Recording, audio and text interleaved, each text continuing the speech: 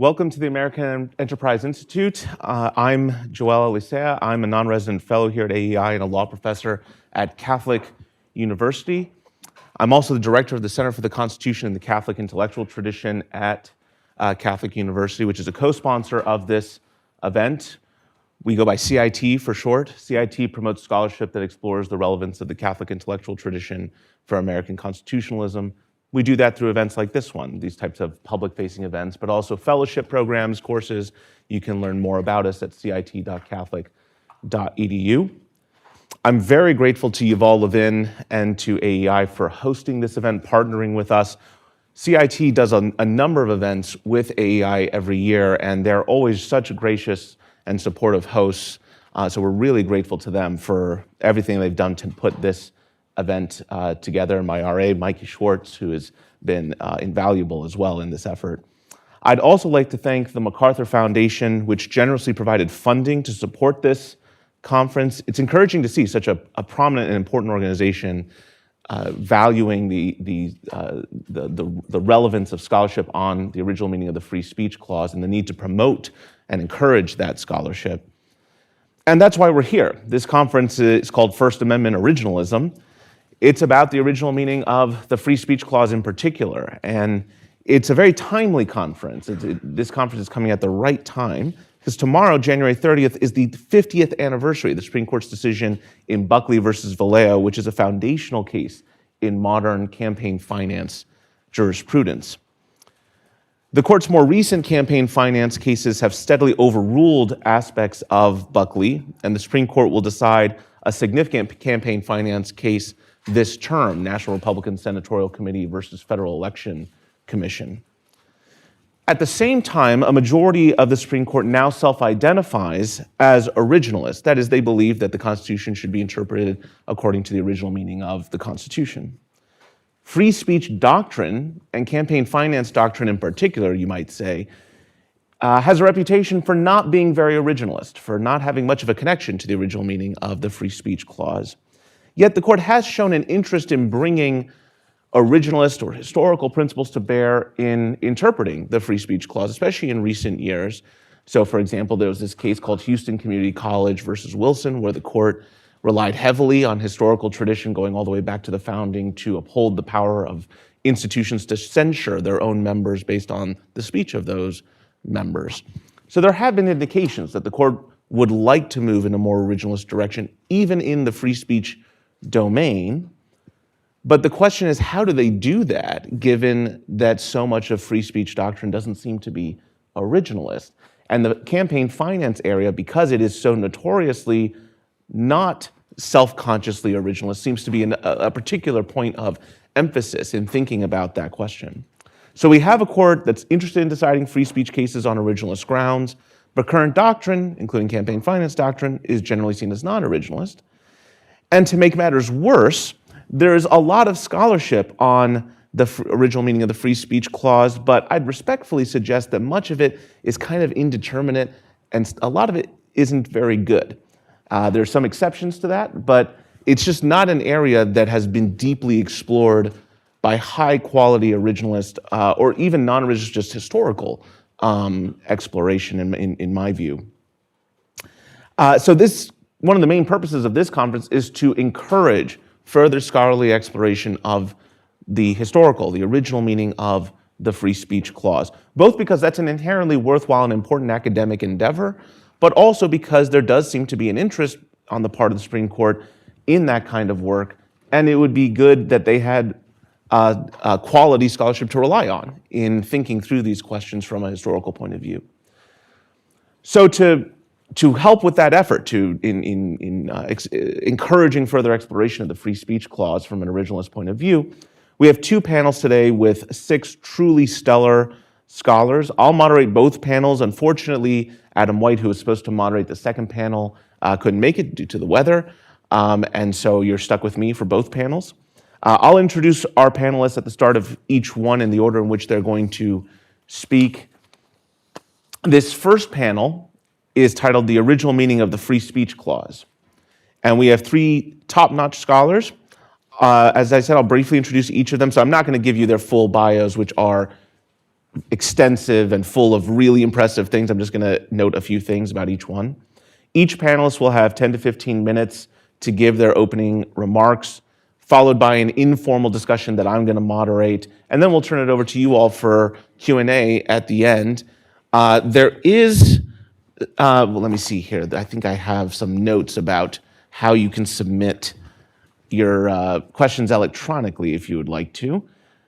So if you're watching virtually, you can submit questions by emailing them to michael.schwartz@aei.org or by tweeting them on X using the hashtag 1A-originalism, so First Amendment, 1A-originalism. Okay, and so Mikey is going to be monitoring the Twitter handle, and he'll be able to tell me if there are any questions for our panelists when we get to that part of the event. So as I said, I'll introduce them in the order they're going to speak. So Judd Campbell is a professor of law at Stanford Law School. He's a legal historian, and he has authored what, in my view, are the most important works on the original meaning of the free speech clause. I earlier said some rather disparaging remarks about scholarship in this area. Judd is a notable exception to that, which is why I assign his work when I teach the free speech clause. Professor Campbell clerked for Judge Diane Sykes on the Seventh Circuit, Judge Jose Cabranes on the Second Circuit.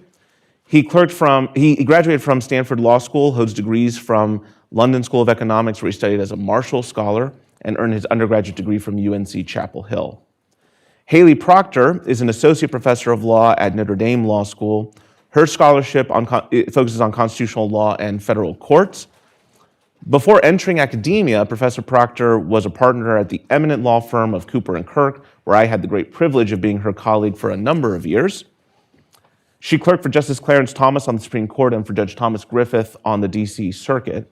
Professor Proctor graduated from Yale Law School and Yale College.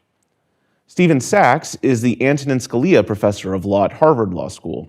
His scholarship focuses on constitutional law, civil procedure, and jurisprudence. He clerked for Chief Justice John Roberts on the Supreme Court and for Judge Stephen Williams on the DC Circuit. Professor Sachs graduated from Yale Law School, holds a degree from Oxford, where he studied as a Rhodes Scholar, and earned his undergraduate degree from Harvard College. So Professor Campbell, over to you. Great. Well, it's a delight to be here. Thanks so much for having me.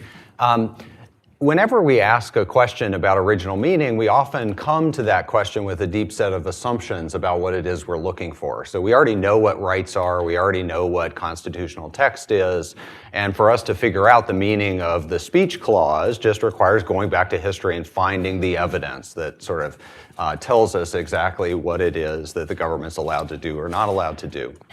And in my view, we actually need to take a step back in two different ways. So one way we need to take a step back is that the founders often thought very differently about rights, about where they came from, about who got to enforce them, and so on.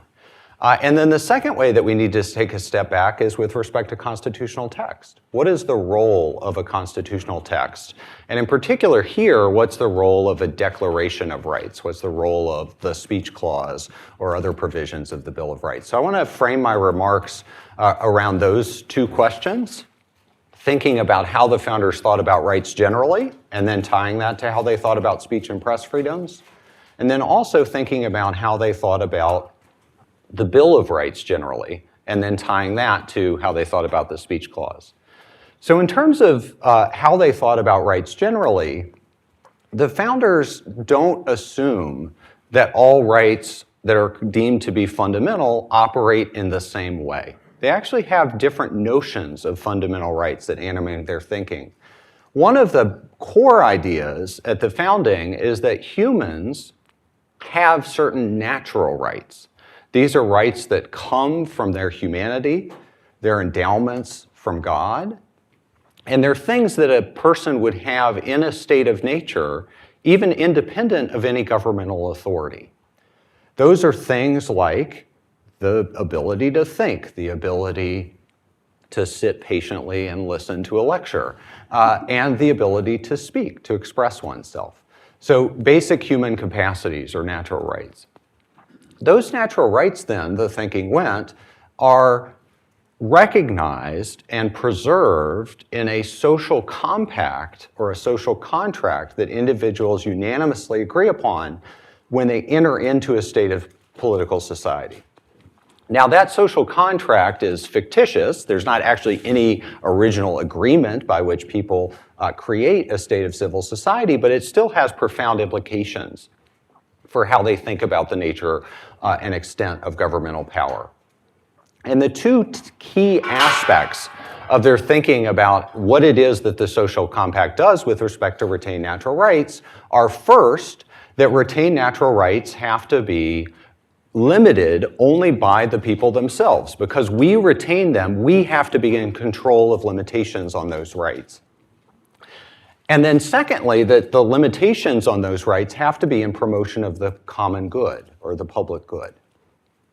That we would only surrender a power to control those rights in situations where it benefits us as people entering into a state of civil society. So notice here right off the bat two things that are really different from how we tend to think about rights. These are rights that are not operating as legalistic trump cards. They're not saying the government can't do X, Y, and Z. Rather, they're providing us a basic orientation for why it is that the government ought to exercise power in limiting personal freedom, including freedom of speech. The other thing that's really important to recognize here is because these rights are retained by us, we are the ones who have the ability to control them and delineate exactly when it is that they should be restricted. This is a power that is sometimes called the power to determine rights, the power to specify exactly when it is that rights, what it is rights should do, when it is that governmental powers should be limited, and so on. So natural rights jurisprudence for them is not operating in the sort of manner that we think of rights as trumps, as constitutional limits on legislative power and so on. Rather, it's telling us we need a representative government, one in which we control our own rights. The founders also think, though, that there are certain types of rights that actually do have more determinate limiting effect on governmental power. So some of these rights are aspects of natural liberty that we would never give up upon entering into a state of civil society. The most important of these for the founders is the freedom of religious conscience, but they also have the notion that upon entering a state of civil society, it would not be prudent to give up the right to speak in good faith on matters of public concern, that we need that ability to exercise our capacity to criticize government, to have discussions about what sort of public policy measures are valid and so on, in furtherance of this goal of exercising self-determination. So there's a notion of a more limited right that does provide a more determinate boundaries on governmental power. And then the last bucket of fundamental rights are rights that have been recognized through customary law to have imposed more determinate limits on governmental power. These are aspects of the common law that are thought to be fundamental in character. And with respect to speech and press freedoms, the most widely recognized of these limits is the rule that the government cannot create a system of prior restraints. That even pursuant to legislative authority that the people generally have to promote their common welfare, the legislature cannot divest authority over speech to an executive official to set up a system where the executive official decides what can or can't be published. And that's an aspect of customary law that had emerged in Britain in the late 17th century, and that Americans in the 18th century widely recognized as being part of their freedom of the press. So you have these different dimensions of fundamental rights jurisprudence, some of which operate as legally determinate limits on legislative power, but otherwise fundamental rights jurisprudence is largely about justifying self-governance and not about putting determinate limits up on what it is that the legislature can and can't do. So let's then turn to the First Amendment, and here I want to think a little more broadly about what it is that the Bill of Rights as a whole is doing.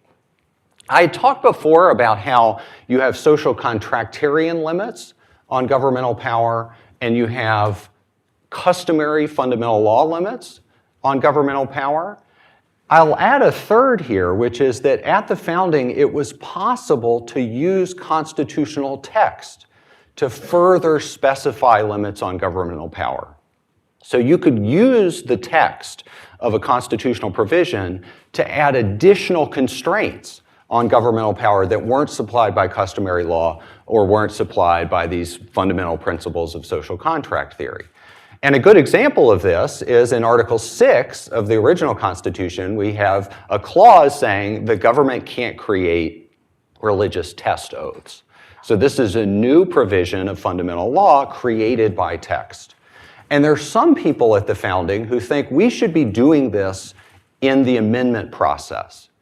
We should be adding new restraints over and above what the original Constitution imposes to further limit legislative power. For the most part, though, the Federalists resist that effort. They think we shouldn't be changing the terms of the original Constitution. And so the Federalists, I argue in a recent paper, take a different approach, which is an alternative way of creating a rights provision that is called declaratory. It is an affirmation. It's using the text as an affirmation of the existence of rights we already have. It doesn't further specify those rights. It doesn't add new limitations on those rights. All it does is it reaffirms the existence of certain rights that we already think are fundamental. And in my view, that's what the First Amendment does, at least in the speech and press clauses. The Establishment Clause may actually be a little trickier here. But the speech and press clauses, notice how thin they are. They don't receive any debate in the first Congress. And all they're doing is saying we have these rights and Congress can't abridge them. So what does that then mean? Well, it means that there are, pursuant to the speech and press clauses, certain limitations on legislative authority that we can recognize pursuant to customary fundamental law, the rule against prior restraints, certain limits that we can recognize as being embedded in the social contract itself, the conventional understanding of the speech clause at the founding recognized people's right to speak in good faith on matters of public concern. But beyond that, the speech and press clauses, in my view, do not fully specify the ways that legislatures can act outside of those two principles. So there's a wide space for the people themselves acting through their representatives to make decisions, to make determinations about what exactly this freedom of speech as a natural right entails. And so I think we make a mistake if we come to the speech and press clauses and sort of assume, well, they must fully specify everything that the government can and can't do with respect to limitations of expression. In my view, the First Amendment is not designed to do that. And if we're trying to approach it from a historical standpoint as modern interpreters, we're asking too much of the clause if we make that assumption at the outset. Thanks. Professor Proctor. All right. Thank you very much. Thank you to AEI and CIT for this opportunity to talk about such an important issue. So one thing I think we can all agree on is that the federal judiciary has long neglected the original meaning of the free speech clause. And the Supreme Court's recent decision concerning the right to bear arms in New York State Rifle and Pistol Association v. Bruin gives us reason to hope that it is never too late for the courts to revisit their approach to our fundamental rights. And maybe that decision also lights a path to returning to the original meaning of the free speech clause. And that, I suppose, is my main qualification to be on this panel. I come to the First Amendment by way of its neighbor, the Second Amendment, which I litigated with Professor Alicea when we were in practice together. And I've done a lot of thinking about Bruin's approach to ascertaining the original meaning of the Constitution. But I'm not going to begin with Bruin. I'm not even going to begin with rights. I'm going to begin with power, because I think that there is a good argument that the original meaning of the free speech clause is simply that Congress does not have the power to regulate speech. Put differently, the clause does not declare a right or require Congress to respect a right. It denies Congress power to prohibit, compel, or regulate speech, full stop. So in the time that I have, I'm going to do four things. First, I'm going to situate this interpretation of the free speech clause in the framework that Professor Campbell has just laid out. Second, I'm going to explain why I think this makes the most sense of the text of the free speech clause, especially when you consider it as in comparison to the Second Amendment. Third, I will briefly address the history surrounding the drafting and ratification of the Bill of Rights. And then finally, I will close by reflecting on what all of this means for Bruinizing the free speech clause. Okay, so let me begin with what I take to be Professor Campbell's central negative claims in his work on rights, because I don't dispute them as applied to the free speech clause. One is that the free speech clause does not settle any unsettled questions about the contours of free speech rights. And the second, and he didn't talk about this as much today, but the second is that it does not delegate power to judges to determine the content of the free speech right, and I agree with that. Now, in accepting these premises, I don't want to be understood to say that I think that the concept of the freedom of speech is substantially underdeterminate. In fact, like Professor Campbell, I believe that the phrase referred to a body of pre-existing settled rules and principles, although he and I may disagree about the content and the contours of that body of law. The question on the table is, to the extent that the freedom of speech needed to be determined, who determines? And my reading of the free speech clause is not that the text itself determined the content of the freedom of speech, and it is not that the amendment transferred the power of determining its content from the political process to the judiciary. My reading is that it left the power of determining the content of speech where it was before the Constitution was ratified. That is, with the people, and to the extent that they had delegated their power to the states, with the state governments. But it denied Congress any share of that authority. To use Professor Campbell's terms, the free speech clause is properly understood neither declaratory nor specificatory of the right. It does not operate on the right at all. It operates on Congress's power. Now, we know that the First Amendment acts on Congress's power because that is what the text says. Congress shall make no law. This forthright denial of power stands in contrast to the Second Amendment, which speaks in a passive voice. The right of the people to keep and bear arms shall not be infringed. The Second Amendment limits Congress's powers indirectly by codifying a right that Congress must respect. The First Amendment, by contrast, protects a right by limiting Congress's power to act on it.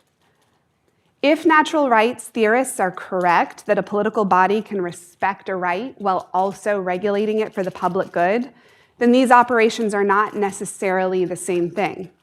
Maybe the framers did believe that some rights were subject to regulation for the public good, but it does not follow that they wanted to give that regulatory power to Congress with respect to speech. Now, Professor Campbell has rightly pointed out that a provision, this is a quote, a provision that Congress shall make no law past some threshold does not suggest a lack of regulatory power leading up to that threshold. So we do need to look at the threshold that the First Amendment sets, which is abridgment. Here, the Second Amendment is also informative. That amendment does not say the right of the people to keep and bear arms shall not be abridged. It uses a different verb, infringe. As my Notre Dame colleague, Professor Daniel Slate, has pointed out, based on 18th century usage, these two words had related but different meanings. When its object was a right, abridge meant a lessening of that right, including through regulation. Infringe, by contrast, meant to abridge unjustly or in an illegitimate way. So, the Second Amendment contemplates some regulation of keeping and bearing arms at the federal level. And that is why Bruin's framework permits the government to come forward with a historical regulatory tradition to justify its regulation. The historical regulatory tradition may show that the abridgment created by the regulation is not illegitimate and thus not an infringement, which is what the Second Amendment prohibits. By contrast, the First Amendment seems to deny Congress all abridgments, even otherwise legitimate ones. These textual differences strike me as significant, and the text, rather than any subjective expectation of a historical actor, is the source of our law. But to the extent that we care whether the framers believed they were doing different things by using different words in the First and Second Amendments, Professor Alicea has shown that the framers of the Bill of Rights took great care in fashioning the text with an eye toward the implication of their words, both for the scope of the rights and the extent of Congress's power. So I'm going to turn now to that drafting history. During the ratification debates, one of the most significant objections to the Constitution was that it lacked a Bill of Rights. Defenders of the Constitution thought a Bill of Rights was unnecessary, would be ineffective, and might be dangerous. Unnecessary because Congress's limited powers posed little threat to the liberties that weren't already secured by the Constitution. Ineffective because a Bill of Rights would not neutralize any threat that Congress posed.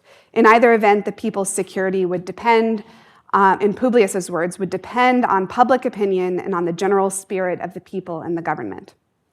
And dangerous because an enumeration of rights might truncate those rights and might imply that Congress had more power to regulate rights like speech than it actually had. But the people believed that Article I gave Congress powers that it could use to reach speech, and they wanted assurances that their rights were secure. There were at least two ways to respond to these concerns. The Bill of Rights could require Congress to respect the freedom of speech in exercising its powers, or it could declare that Congress lacked authority to exercise those powers with respect to speech at all. Now, those were both plausible solutions, and I make no claim that the men who debated and ratified the First Amendment were of one mind on which was the right one. Some early congressional drafts of the Free Speech Clause resemble the Second Amendment. They describe a right and prohibit its infringement.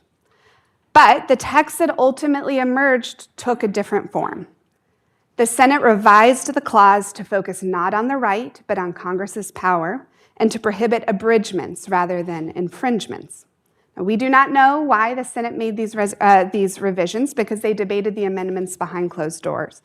But we know the dangers that hung over Federal Hall in 1789, the danger of unduly restricting rights, the danger of implying too much power in Congress, the danger of creeping encroachments. Framing the amendment as a categorical denial of legislative power erected a margin of safety around the right, and it did so without specifying its content or implying anything about the scope of Congress's powers.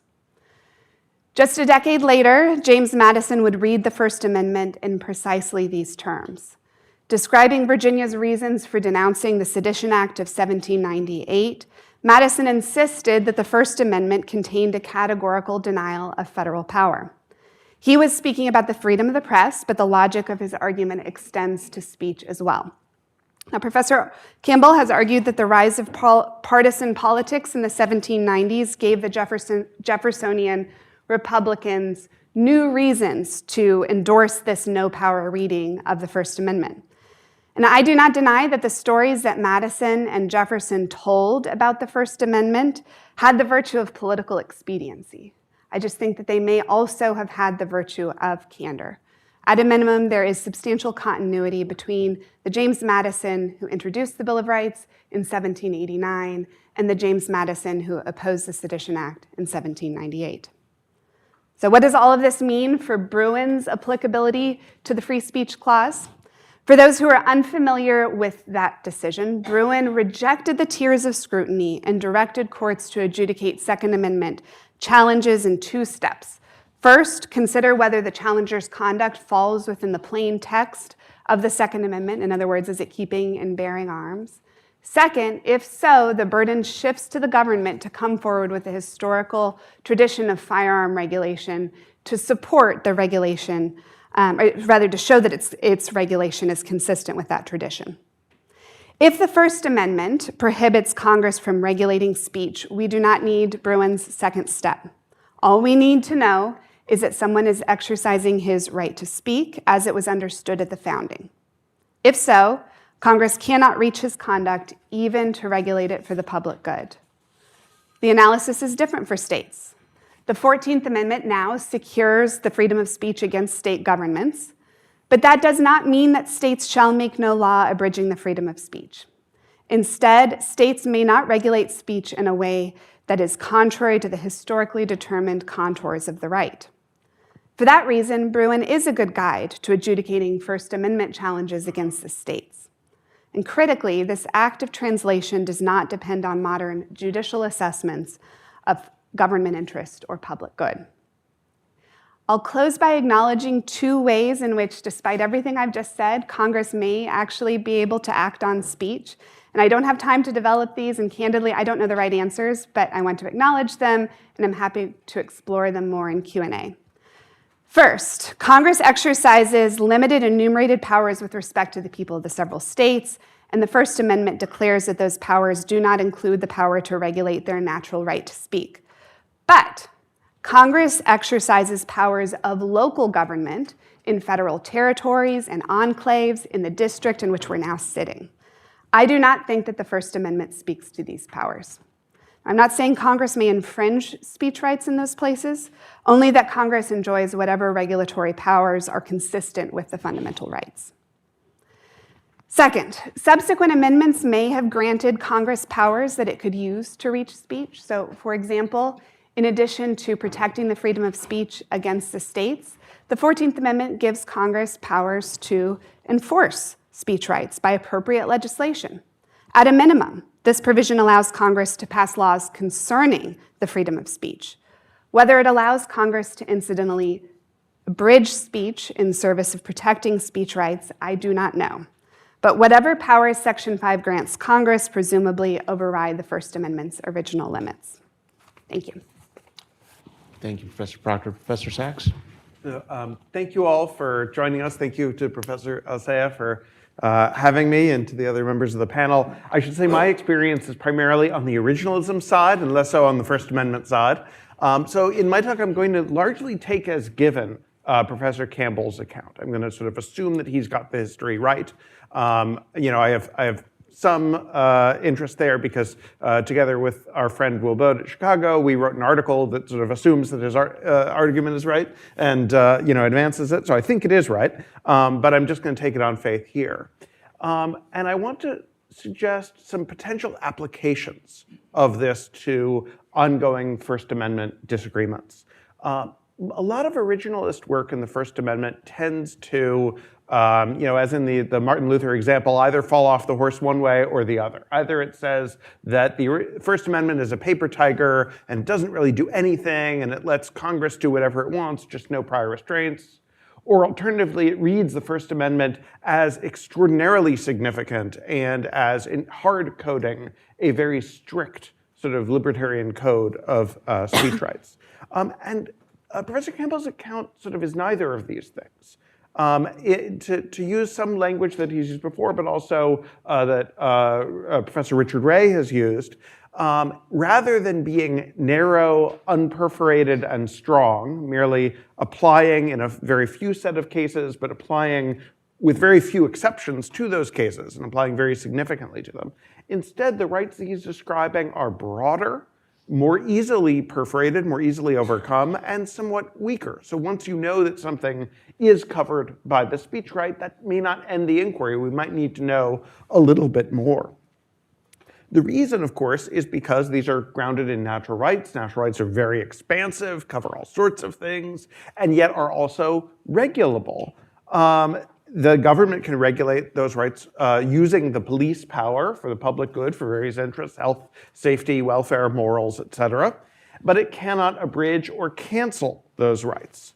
And the assessment of, is this being done in pursuit of the public good or not, is generally for the legislature, and only in certain cases for the judges. Whether it's sort of a laugh test, or whether it's something a little bit stronger than that, I think is not immediately clear from the history. But one could think of it as rational basis with bite. Think, for example, of the Slaughterhouse dissent, where the justices there said, sure, the state says that this is a health regulation. And yeah, the part that says that the butchers have to be downstream, yeah, that makes sense in terms of health. But the part where the butchers have to all belong to the same corporation, that's not about health. We just don't believe you that that's a health restriction. We think that's actually a monopoly. We think that the judges are capable of making those kinds of distinctions and looking past the sort of purported legislative justification to say, actually, this is something else. And likewise, what's going on between Peckham and Harlan in Lochner. So, everyone agrees that an 8-hour day for mine workers obviously promotes safety. There's a real problem if everyone's exhausted in a mine. But, bakers, how dangerous is that? It's not more dangerous than, clerks or junior associates or any of a number of people who might be up all night and have to do a lot of work. And so how do we, can we look past the purported legislative justification and say, this really isn't about health, safety, welfare, morals. This is really about big bakeries and small bakeries and getting involved in protecting some interests in the market over others. And so, it may well be that in First Amendment free speech cases too, the judges are going to be in a position of saying, even as to things that are outside the fundamental positive rights that are sort of hard-coded, like the free press clause, and even outside the inalienable natural rights, like the good faith expressions of opinion, speaking, writing, publishing, and so on, there might be aspects of free speech that are merely retained natural rights, but where judges would have some wiggle room to say, something is wrong with the purported legislative justification here. You can't restrict speech like that for that reason.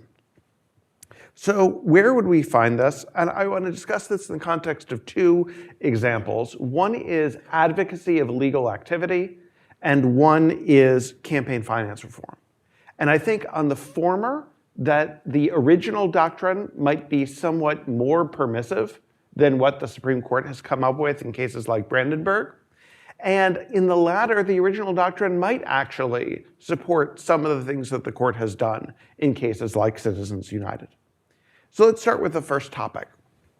So, one of the sort of core, mission statements of modern First Amendment jurisprudence is the Holmes dissent in Abrams, the idea that time has upset many fighting faiths, that, ultimate good is better reached by free trade and ideas, and that is why, he argues, that it's insupportable, the government's argument, that the First Amendment left the common law as to seditious libel in force. Holmes says there's no way that's true, and we cannot allow the government to restrict expressions of opinion in these leaflets that are really just about support for the war and not really about imminent lawless action of the kind that would be at issue in Brandenburg. On Professor Campbell's picture, there's more to be said for the law of seditious libel. Perhaps not the Blackstonian, categorization. It seems that there's a lot of good evidence that the founders in America thought that truth was a defense. The Sedition Act itself required that the statements not just be false, but also malicious. It had to be done with intent. That seems to take it outside the sphere of the inalienable sphere of good faith expressions of opinion. If you know you're lying about your political opponents to make the government look bad, that might be outside the inalienable protection, might be something the government could regulate. And so then the question is, well, why is it regulating that stuff? And so you get to the things that the majorities in the cases from which Holmes is dissenting are talking about. Things like in Debs, is this expression of a general and conscientious belief? Or is this something with the natural and intended effect to promote illegal activity? Are these the substantive evils, as Holmes puts it in Schenck, that Congress has a right to prevent? This is basically asking the police power question. Is this within the sort of hardcore of inalienable rights? Or is this in the sort of broader penumbral area where we want to know, why does Congress care? What are they trying to do here? And Holmes's Abrams dissent says, look, these are puny anonymities. They're printing these leaflets. No one cares. The only reason for Congress to get involved is because they're trying to shut people up about the war. Whereas the majority says, no. This is solicitation. If you try to ineffectually persuade your friend to assassinate the president, we put you in jail. If you try to ineffectually persuade 1 million people to assassinate the president. According to Brandenburg, you're free. Your conduct is constitutionally protected because there's no risk of imminent lawless action. And the majority in a case like Abrams would say there's no reason to differentiate between these two. The question is, what were you trying to do here? Were you trying to foment illegal activity? If we could prohibit the person who actually engages in the illegal activity, we can stop you. And so long as what Congress is going after, what the legislature is going after, is something it has a right to prevent, has a good police power reason to regulate, it's not just about the good faith expression of opinion, it's about stopping the illegal activity, then maybe we'll give it a little more wiggle room, or at least we, the judges, can't be the ones to say, no, they've got to stop. To be clear, this is not my preferred policy. I worry a lot about cases like the Susan B. Anthony List v. Dreyhouse case where they prohibited false election speech. And so you can imagine during an election, a jury is asked, did the political candidate intend to lie? And obviously you can imagine ways that would go sideways. But it might be that that's the sort of decision the First Amendment does not stop a legislature from making, or at least a lot more work would need to be done to figure out what exactly is it that prevents a legislature from restricting something that, at least as the jury found it, is not the good faith expression of opinion. On the other hand, you have areas where the legislature might be somewhat more tied up. So let's look at Citizens United, which was a case about for-profit corporations engaging in independent expenditures critical of a political candidate, or alternatively, and in some of the subsequent cases, contributing to other entities that engaged in such independent expenditures. One of the theories for why this might be a First Amendment issue is just that money talks, that contributions are a form of speech. And I think that Professor Campbell in some of his other work is correct to say that that's a hard argument to make, that it's a form of expressive conduct, surely, just like burning your draft card. But the government regulates burning your draft card all the time. And so the fact that I choose to communicate via contribution wouldn't get me out of a bribery conviction, and so it might not get me out of a regulation like this one. Another theory for First Amendment protection here is that the First Amendment doesn't allow discrimination based on the identity of the speaker. This is something that Justice Scalia emphasized in his concurrence. But the thing is that a natural rights picture of the First Amendment would note that natural rights are for natural persons. General corporation laws are an invention of the modern era. Corporations lack the privileges and immunities of citizens under Article 4 in the 14th Amendment. There were no general corporation laws at the founding, and as Vince Bicola at Wharton has emphasized, corporations are creatures of law. They have the powers the legislature gives them. And so if we wanted to create corporations to say, well, you guys can't engage in political speech of this kind, why couldn't we? If we create a corporation whose sole power is to build a bridge or something like that, and they take the money and spend it on political speech, we'd say, hey, that's ultra vires. That's beyond your charter. That's not something that we allow you to do. So this is not about the sort of standard natural rights picture, but it may be about the police power question. Because once we do have general corporation laws, once we do allow people to form corporations under Delaware law to promote or conduct any lawful business or purpose, once we say, hey, it's open season, form a corporation, do whatever you want, now we might need to explain as a police power matter why we're cutting back when the thing that you're taking out ads to do is not selling soap, but to criticize a tax on soap, or to criticize a candidate who favors a tax on soap. And if natural persons are exercising speech rights together via the corporate form, we might say, what's the regulatory interest here in preventing them from doing that in a case where it's a for-profit corporation as opposed to someone else? Professor Campbell gives the example, there's no natural right to use the public subway.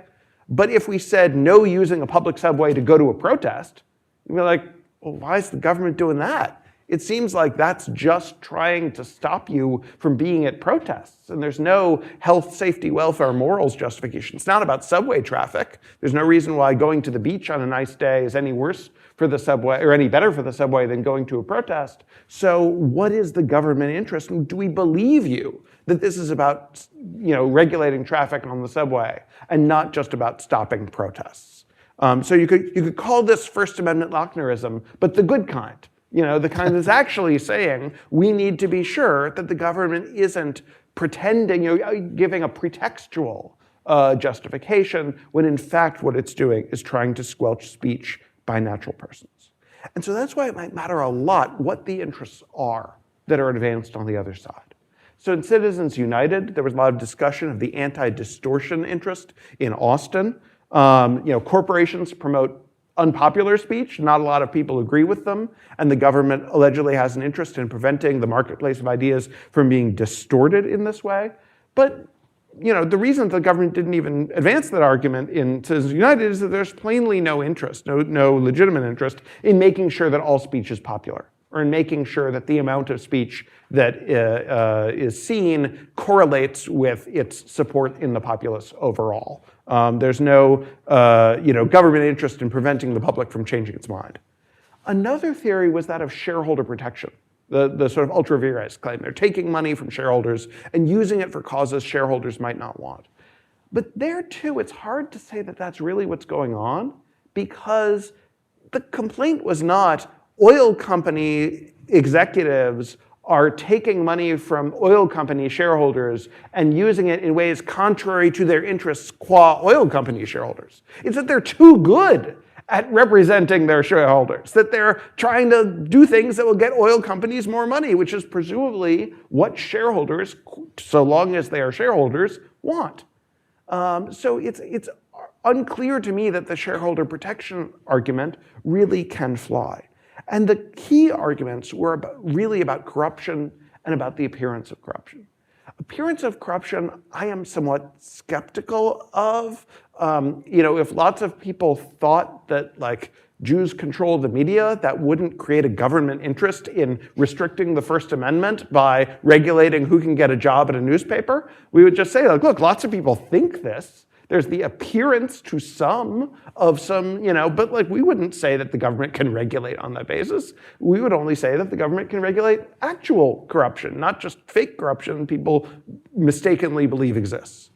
And so when it comes to actual corruption, the question we then have is there more corruption involved when a for-profit corporation engages in an independent expenditure, as opposed to when a wealthy individual engages in an independent expenditure, or indeed a nonprofit, some farm cooperative lobbying about soybeans or something? Is that something where there is less corrupting effect on the body politic? And while it's true that legislature can make choices and need not, get at every instance of the problem, some of the evidence of pretext is that it's regulating in a very weird way, if what we were actually concerned about was the use of money to sway, ultimate public policy. So to my mind, it's really the corruption interest has to, in some sense, be a stand-in for the anti-distortion interest. Because if you didn't think that distortion was a problem, it's not clear why the for-profit corporation part of the inquiry would do a lot more work than the other kinds of ways. When the AARP lobbies, is that not corruption? When teachers' unions lobby, is that not corruption? It seems like there's lots of ways for the body politic to become corrupted, and to care most about this corner really depends on the anti-distortion interest really doing the work. So I don't see that as a knockdown argument for the legitimacy of Citizens United on a natural rights, retained rights framework. But I think that there are more legs to the argument than it might otherwise seem. And it strikes me that this is the field on which debates about campaign finance reform and other government speech restrictions need to be fought. Thanks so much for your time. Thank you, Professor Sachs. So I'm going to give all of you a chance to say anything you want in response to the other panelists. But before I do that, I wanted to just add 2 points for clarification, especially since we have a lot of people here who are not in the weeds of First Amendment scholarship. One point is, I started out by saying there's a lot written about the free speech clause and the original meaning, and some of it's not great or whatever. and you might be wondering, well, what does that body of scholarship say, and why do you think it's not very good? So just one example is something that Professor Sachs pointed out, which is that a lot of current scholarship, especially older free speech scholarship, took for granted that the free speech clause was just about no prior restraints, which is to say that the government cannot prevent you from speaking, but then on the back end could potentially do something about your speech. And I think that Professor Campbell's scholarship makes very clear that that's not the only thing that the freedom of speech as a principle, at least as a right, was about. That might be something that is at the core of the Free Press Clause, but not really at the entirety of the free speech right. And I think he does that pretty conclusively, which suggests that there might be a lot more to explore about the free speech clause if it's not just about prior restraints. So that's an example of what I had in mind in opening the panel. But the second thing I would say is that, as Professor Campbell said at the beginning of his remarks, his way of thinking about rights challenges a lot of our preconceptions about rights today. And in fact, the way that a lot of areas of jurisprudence at the Supreme Court think about rights today, including Bruin, this Second Amendment case that Professor Proctor mentioned. And so when he laid out his view of rights at the founding and how he thought that they worked, some of you might have been challenged by that and thinking, well, that doesn't sound like the way I think about rights. I tend to think about rights more as when the government does something that tramples on this right, that's it. The government can't do that, right? It's just kind of like a bar, a barrier to what the government can do. I take a backseat to no one in my admiration for Professor Campbell's scholarship, but I just want to mention that because everyone here is accepting Professor Campbell's account, that doesn't mean that it's not a contested account of rights at the founding. There are some scholars who would take the view that is more what you probably have in mind as the way rights work in modern jurisprudence. This is a topic of ongoing debate right now among scholars, especially originalists and legal historians in general, about the concept of rights at the founding. So I just didn't want the fact that all of us are kind of assuming for the sake of this argument that Professor Campbell is right, and he might very well be right, that meant that you got the impression that was a settled question in the scholarship right now. It's very much a live question, mostly prompted by Professor Campbell's work that has really sparked the conversation. Comments on your fellow panelists' remarks? If not, I'm happy to just go into questions, but if you have anything you want to say. Yeah, so I'll start off just by saying Joel is being quite modest there. His work is especially a paper called, Bruin and the Founding Era Conception of Rights. That's right, yeah. Is really taking the lead in trying to assert that what the Bill of Rights is up to is specifying or at least recognizing specific limits on governmental power. So to sort of translate that into what I said, Joel thinks, Professor Alisea thinks that there are in the Bill of Rights limits that operate as legally determinate specifications, like the customary common law limits that I was talking about, or the inalienable natural rights that I was talking about, and that retained natural rights are just relegated to the Ninth Amendment, if anywhere. And I actually think that's a plausible view. And then the question is, well, what do we do with the Ninth Amendment? So it doesn't really answer the question of how to think about retained natural rights in general, but it does at least reorient what we think about the First Amendment in particular. I just want to say a couple of things about each of their remarks, which are wonderful. So with respect to Professor Proctor, I do want to say that there are people at the founding, and this is true in the 1860s also, who used the word abridge in this more capacious way to mean any limitation.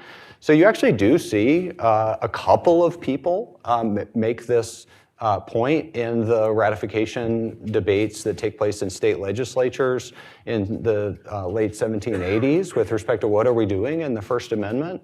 They make it as an objection. Like, well, we can't do this because that would deprive Congress of any and all power. And the Republicans similarly make that as an objection in the 1860s. Like, what are we doing here, guys? We can't deprive the state governments of all power. Of course, that's an argument that then gets picked up by John Campbell, of no relation, thank God.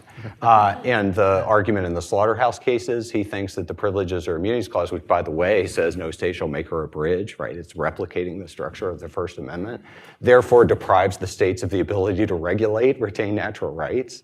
So that argument is on the table. I don't think it's right, though. So why don't I think it's right? Well, just two pieces of evidence. Obviously, this is a much more extensive debate, but two pieces of evidence. So one, the first Congress, when they initially proposed the speech and press clauses, the House actually passes a parallel provision that operates against states. So what are they up to here? One answer is they're thinking about what they're doing in terms of a categorical denial of power. Well, if that's really what they're up to, then they would have disabled states from banning perjury, banning fraud, like any number of things that restrict speech.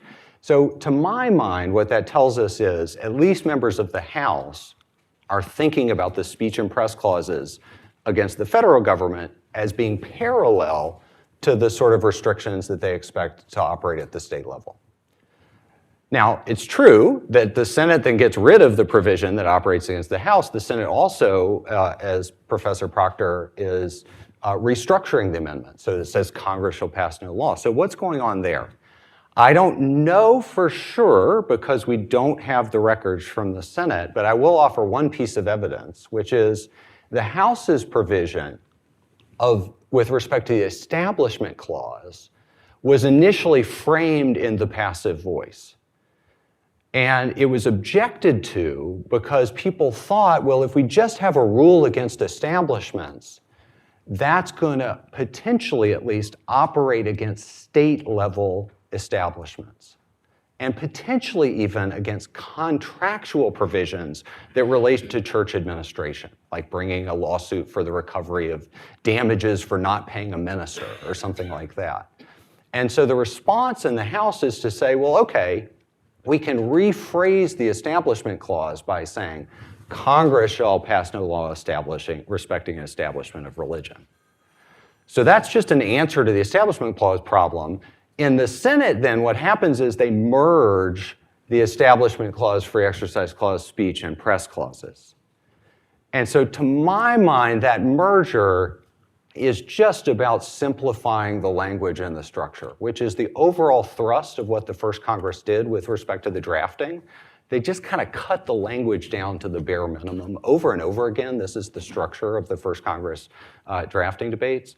And so to my mind, the sort of upshot of this is they're not changing what they were trying to do. It's still the same impact in terms of what the power of Congress would be, but now it's written in a way that is more clearly delineating this is only operating against Congress. We've taken out the implication that we used to have in the first draft of the Establishment Clause.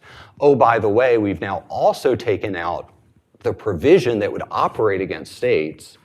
And so we're clearly specifying this is about the federal government's inability to restrict speech and press freedoms in ways that abridge those rights.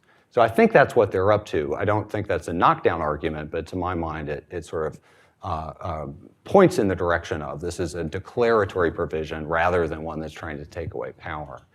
The thing I'll mention about Professor Sachs's comments is I think it's right to say that a lot of the action, if you're trying to use the historical understanding today, a lot of the action is going to be in that residual bucket of retained natural rights. And there, the crucial question is going to be, who gets to decide? If we have to make these hard choices about what exactly is or isn't going to promote the public good, whose responsibility is that? And here I don't want to say that the judges have no responsibility. It could be, in especially clear cases, that judges have the ability to come in and say, well, the legislature has manifestly exercised power that it doesn't have. That's the view that Justice Chase has in the Calder versus Bull case. It's the view the Lochner-era judges have. It's the view, by the way, that the Republican members of Congress have in the 1860s when they're proposing and ratifying the 14th Amendment. But notice that that authority is secondary to the primary authority that the legislature has to determine rights. And I think it's especially important to recognize that that democratic authority in legislatures is internal to how the founders thought about what the rights were, which is rights that we hold and that we ourselves have the capacity to determine. So remember that the idea of natural rights is not just about limiting governmental power, it's about having self-determination, about we ourselves controlling our own rights.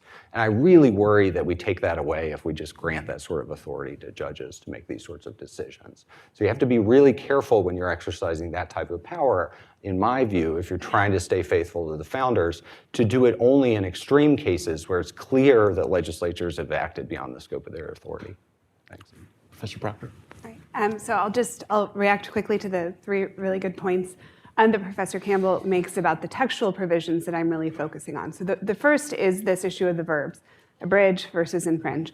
And I agree that people are of different minds about what the significance of these verbs are. There's a back and forth between John Marshall and James Madison over the Sedition Act about the significance of the different verbs. Nevertheless, in the 18th century, abridge was widely used to describe even regulations that were permissible, regulations for the public good. So you would see people saying that, well, my rights can't be abridged except by law in which I participate in creating.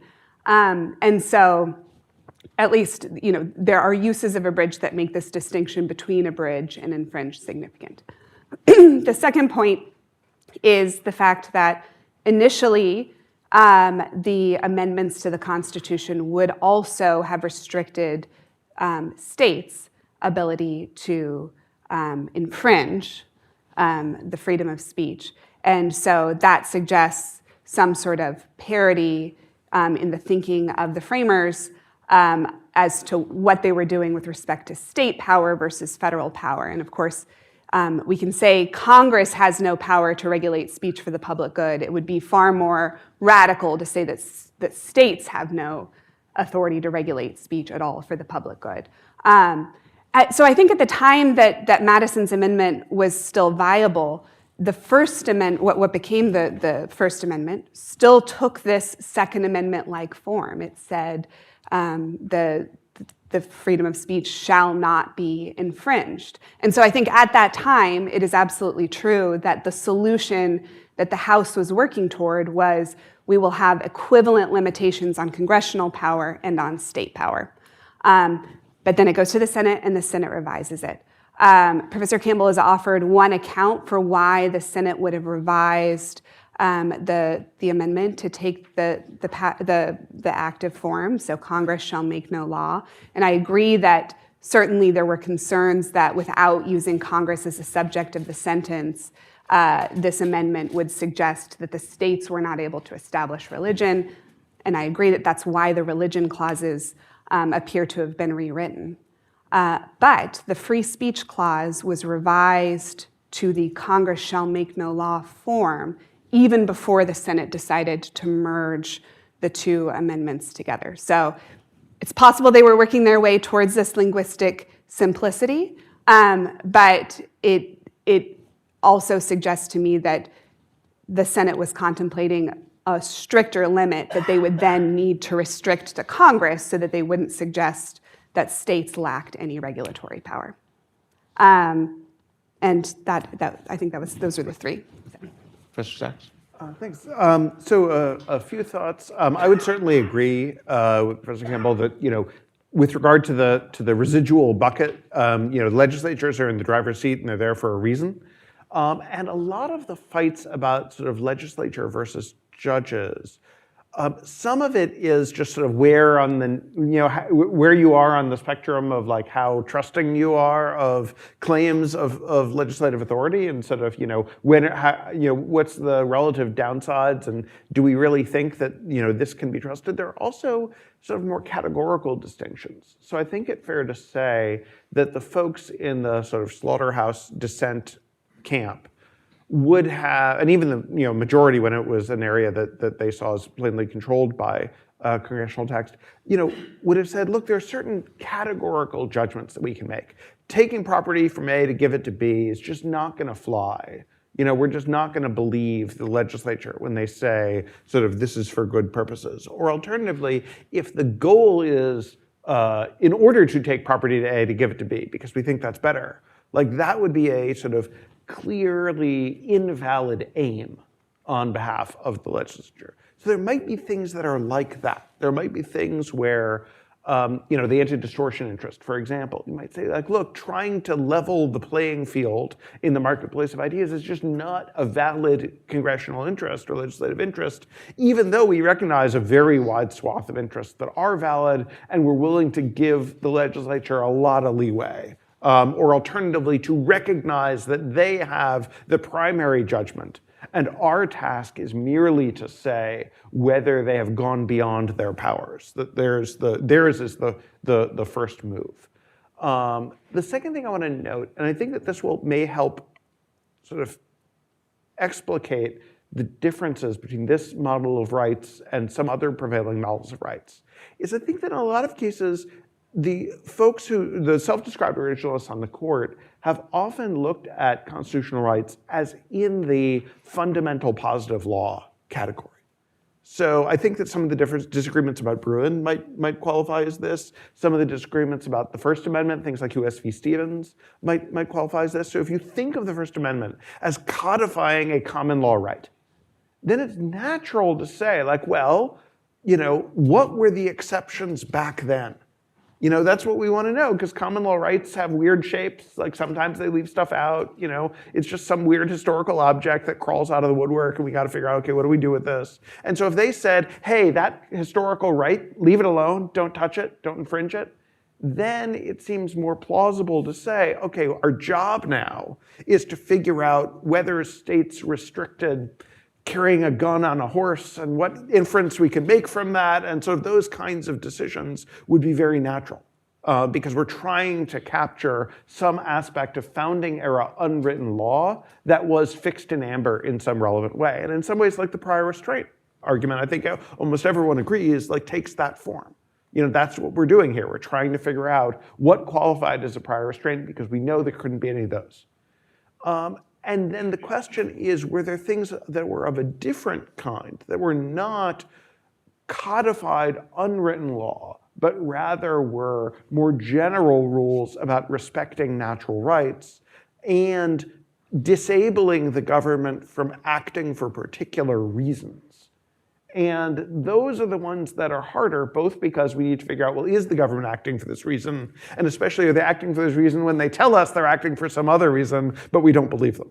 And so that's why it feels sort of woollier and sort of mushier, this approach to rights protection, because not all of the rights were necessarily identifying a set list of positive, even if unwritten rights, and then fixing them in amber against legislative infringement. And so it's really that margin that generates a lot of the disagreement.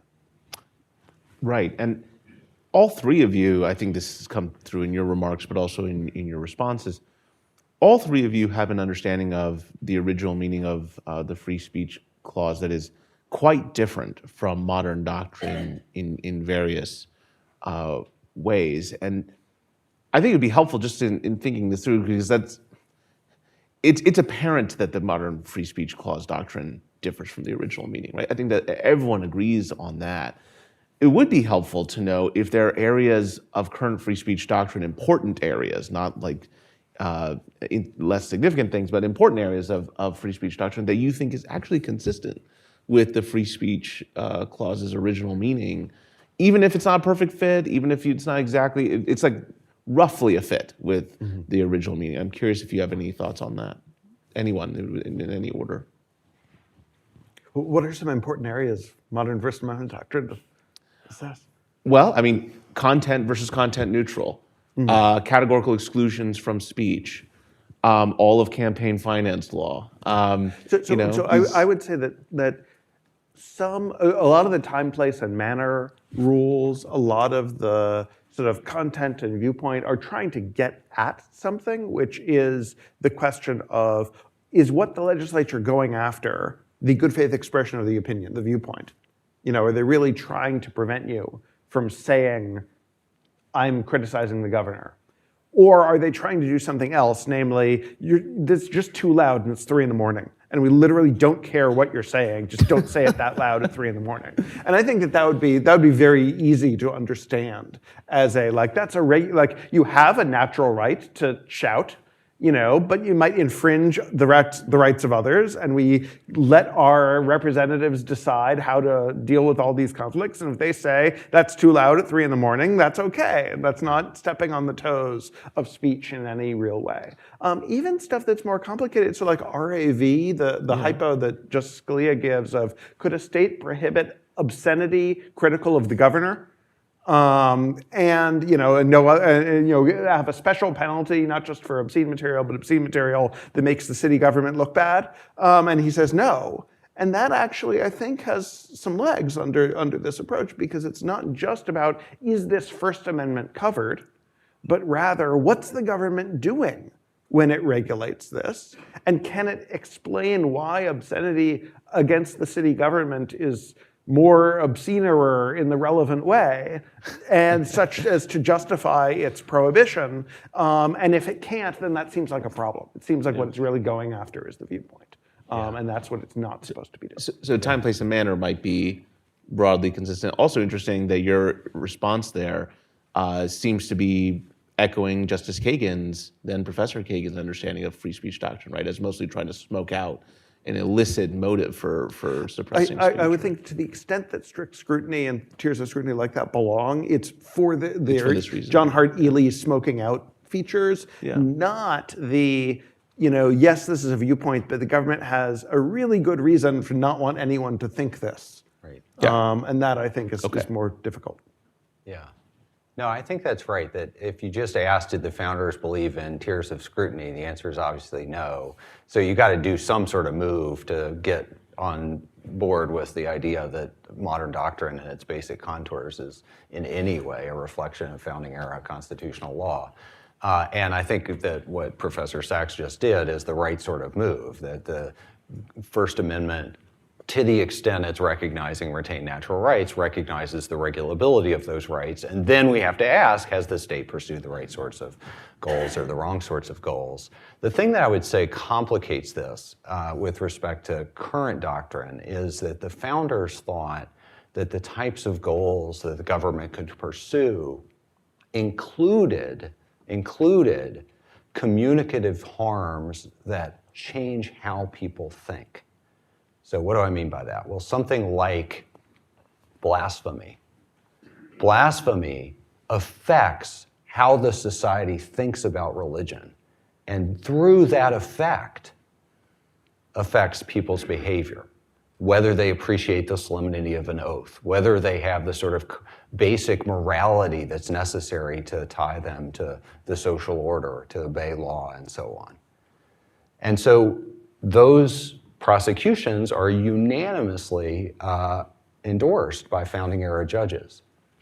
Same thing with sedition, and it's just antithetical to how we now think about freedom of speech, that any sort of interest that the government asserts in changing how it is people think, that's an interest that now we call a viewpoint-based interest, and therefore it's categorically disallowed under the First Amendment.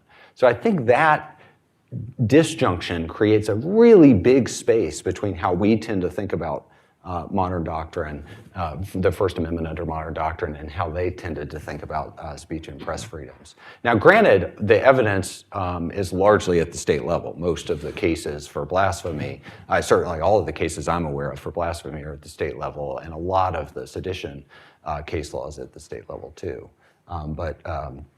But in terms of trying to justify kind of modern tiers of scrutiny framework, I think the move you would have to make is exactly the one that Professor Sachs just made.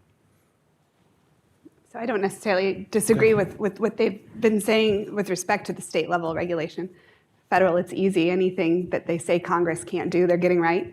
But in seriousness, I mean, so one thing that I think a particularly focused textual reading of the free speech clause might lead some people to conclude is because it says Congress shall make no law. It doesn't restrict other federal actors. Of course, federal modern doctrine restricts other federal actors, and I think that's entirely right, because the executive would not have been able to act on people's speech rights without a law, and if Congress can make no law, then the action wouldn't happen. So I guess that's one way in which I think the modern doctrine is getting it right. Before I get to, I'm going to turn it to Q&A in a second, but before I do that, just one quick clarifying question, Professor Proctor, about your proposal, which is provocative in like a really great way. So the federal government has power to do all sorts of things that affect speech, if we just think of speech as speaking, right? The Speech Act, right? So if you're saying, so I take it you can't be intending to say that the First Amendment disables Congress from doing anything that could in any way affect people speaking, because that would be a very sweeping prohibition where it's hard to, there are all sorts of things that would seem to be legitimate functions of the federal government under its enumerated powers that I would think that they probably weren't trying to disable in that way, like preventing perjury in federal court, right? Or before Congress. But so tell me if I'm right about that, but if I am right about that, then wouldn't the question of whether Congress has abridged the person's speech right, whether Congress has exceeded its power by regulating speech, just come back to the same question of, well, what did speech mean, the freedom of speech mean, and then we're just kind of back to the same issue of the contours of the right, and so it's kind of looping right back into this debate about, is it Professor Campbell's view, or is it kind of my kind of Bruinized kind of view of it? Yeah. Aren't we getting back to that same debate anyway? No, so I agree with you that Bruin is trickier with the First Amendment for the reason that you're identifying, which is the Second Amendment, as you have so eloquently shown. It describes what it is that it's protecting. The keeping and bearing of arms literally means having and carrying weapons. Freedom of speech, freedom of press, those are figurative concepts. They're figurative phrases that refer to concepts. And do those concepts include all speaking, all words that we would do? And I think probably not, but I don't think that means all of a sudden all of the restrictions get back into the Bruin first step. And the reason for that is the framework that Professor Campbell was laying out for you all is we have this idea of the natural right to speak, and then we have the sort of the determined features of that right. And so I think anything that would be understood to be within the natural right to speak, Congress couldn't regulate that as speech, and it might reach perjury, right?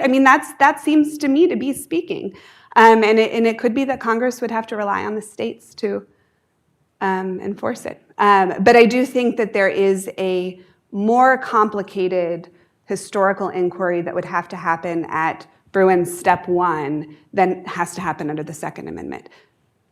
But you can't, defamation or seditious libel is still speech. Any sort of defense of a seditious libel law would have to happen at the second step. I like how my setup to the question was, surely you don't mean this because that'd be way too hardcore. And your response is, I might be that hardcore. Let's go to questions from the audience. We have a few minutes for this. I will only ask you to do three things. One, wait for the microphone when I call on you. Second, briefly state your name. And third, ask a question concisely. I will stop you if you start giving a speech, because I want to make sure that we get enough questions in. Okay, sir. Speech is not that free. My name is Roger Cochetti. I am an author and a commentator on technology policy, retired executive from IBM, VeriSign, CompTIA technology companies. My question has to do with the interface of advanced technology and free speech. We are on the verge today of a whole new category of speech, and that is machine-generated speech. And I've been trying to understand this. I'm really inviting comments on how to even think about this, because most machine-generated speech has been classified as what I call sort of puppet dogma. In other words, a videotape of a speech is the person who made it, not the videotape. And an artificial intelligence generated speech is the speech of the people who set the algorithms and blah, blah, blah. So these are puppets. And by the way, if you ask ChatGPT which I did a minute ago, they said machines are just people. They have exactly the same rights of speech as people. But the threshold we're entering now, if we haven't passed it already, is 100% purely machine-created speech, in which the artificial intelligence is not created by a human. The artificial intelligence is created by another artificial intelligence. In other words, second generation, third generation artificial intelligence. Now, you can always say, well, there was eventually a human back there. DOS was created by humans. The factory is staffed by 90% robots, but 10% humans. So there's really a human. So, yeah. But we have a whole new category of speech that we don't really have very much of today, but we will soon, and that is 100% machine-generated speech. Until we get to the question, then, yeah, I got this. So when I think about what the founders would have said, they would have said, well, that's like asking what are the speech rights of a mule? I mean, that's not a person. Mules don't have speech. So do pure, real, only machines have any rights, and how do they compare with human rights? Yeah. This is a very interesting and provocative question. Anyone have any thoughts on this? So I think one way to look at this is to think about cases where we worry about liability for speech that's directed toward the public as opposed to private. So if I put up a shack that says mushroom advice 5 cents, like in Charlie Brown, and someone comes and says, can I eat this mushroom? And I'm like, yep, that's fine. And they eat it and they're poisoned. I might be liable. But if I publish a book, Steve Sachs's Guide to Mushrooms, and I negligently say, that picture of a mushroom, yeah, that one's fine, and someone eats it and is poisoned, there are cases that say they can't sue me. And likewise, you could imagine going on ChatGPT and typing in, here's a picture, can I eat this mushroom? And it might get the answer wrong. And so the reason why the doctrine, the modern doctrine at least, that says you can't sue the author for negligence is, not inconceivable on the original picture, because they were engaging in a good faith expression of their opinion. Maybe they made a mistake about that mushroom, but they were trying, and they were they had not taken on any specific obligations to you. The legislature would be able to say when you, have your mushroom advice shack, that's a personal relationship, just like lawyer-client, they engage in speech all the time, but that might be something where we add, the legislature adds specific obligations there. I would think that if someone sets up, the mushroom app that has, buys a lot of ChatGPT tokens and just sort of feeds the question and then gives you the answer, I think it would be roughly similar. It'd be a sense of are they trying to provide this sort of general communication to the public, or have they undertaken a specific sort of obligation towards you where there are heightened expectations of accuracy? And so I think in some sense, yeah, we would look through the machine to figure out, okay, is the owner or operator of that machine liable to you? Obviously, we can't punish the machine, but can we, is the owner or operator liable, and why? What is their connection to you? Yeah, so I have 3 quick thoughts. So one is, kind of simple answer would be, on my framework, they're natural rights. Those are rights of persons, and therefore they don't belong to machines. Second answer would be that from the standpoint of founding era customary law, we don't have a legally determinate answer to that question. So to the extent you can make an argument that these sorts of things implicate the speech right, that would be subject to the determination of the people themselves through their representatives, which is to say it remains an open question, and it's not one that judges should be stepping in to try to answer. The last thing I'll say, though, is even if we don't say any particular person has rights in this situation, general principles of social contract theory would at least recognize limitations on the government's ability to do things that don't advance the common good. So the founders would at least recognize that were the government to pass a law saying any AI bot that seems to be liberal needs to get shut down. and any AI bot that is with the conservatives can stay up.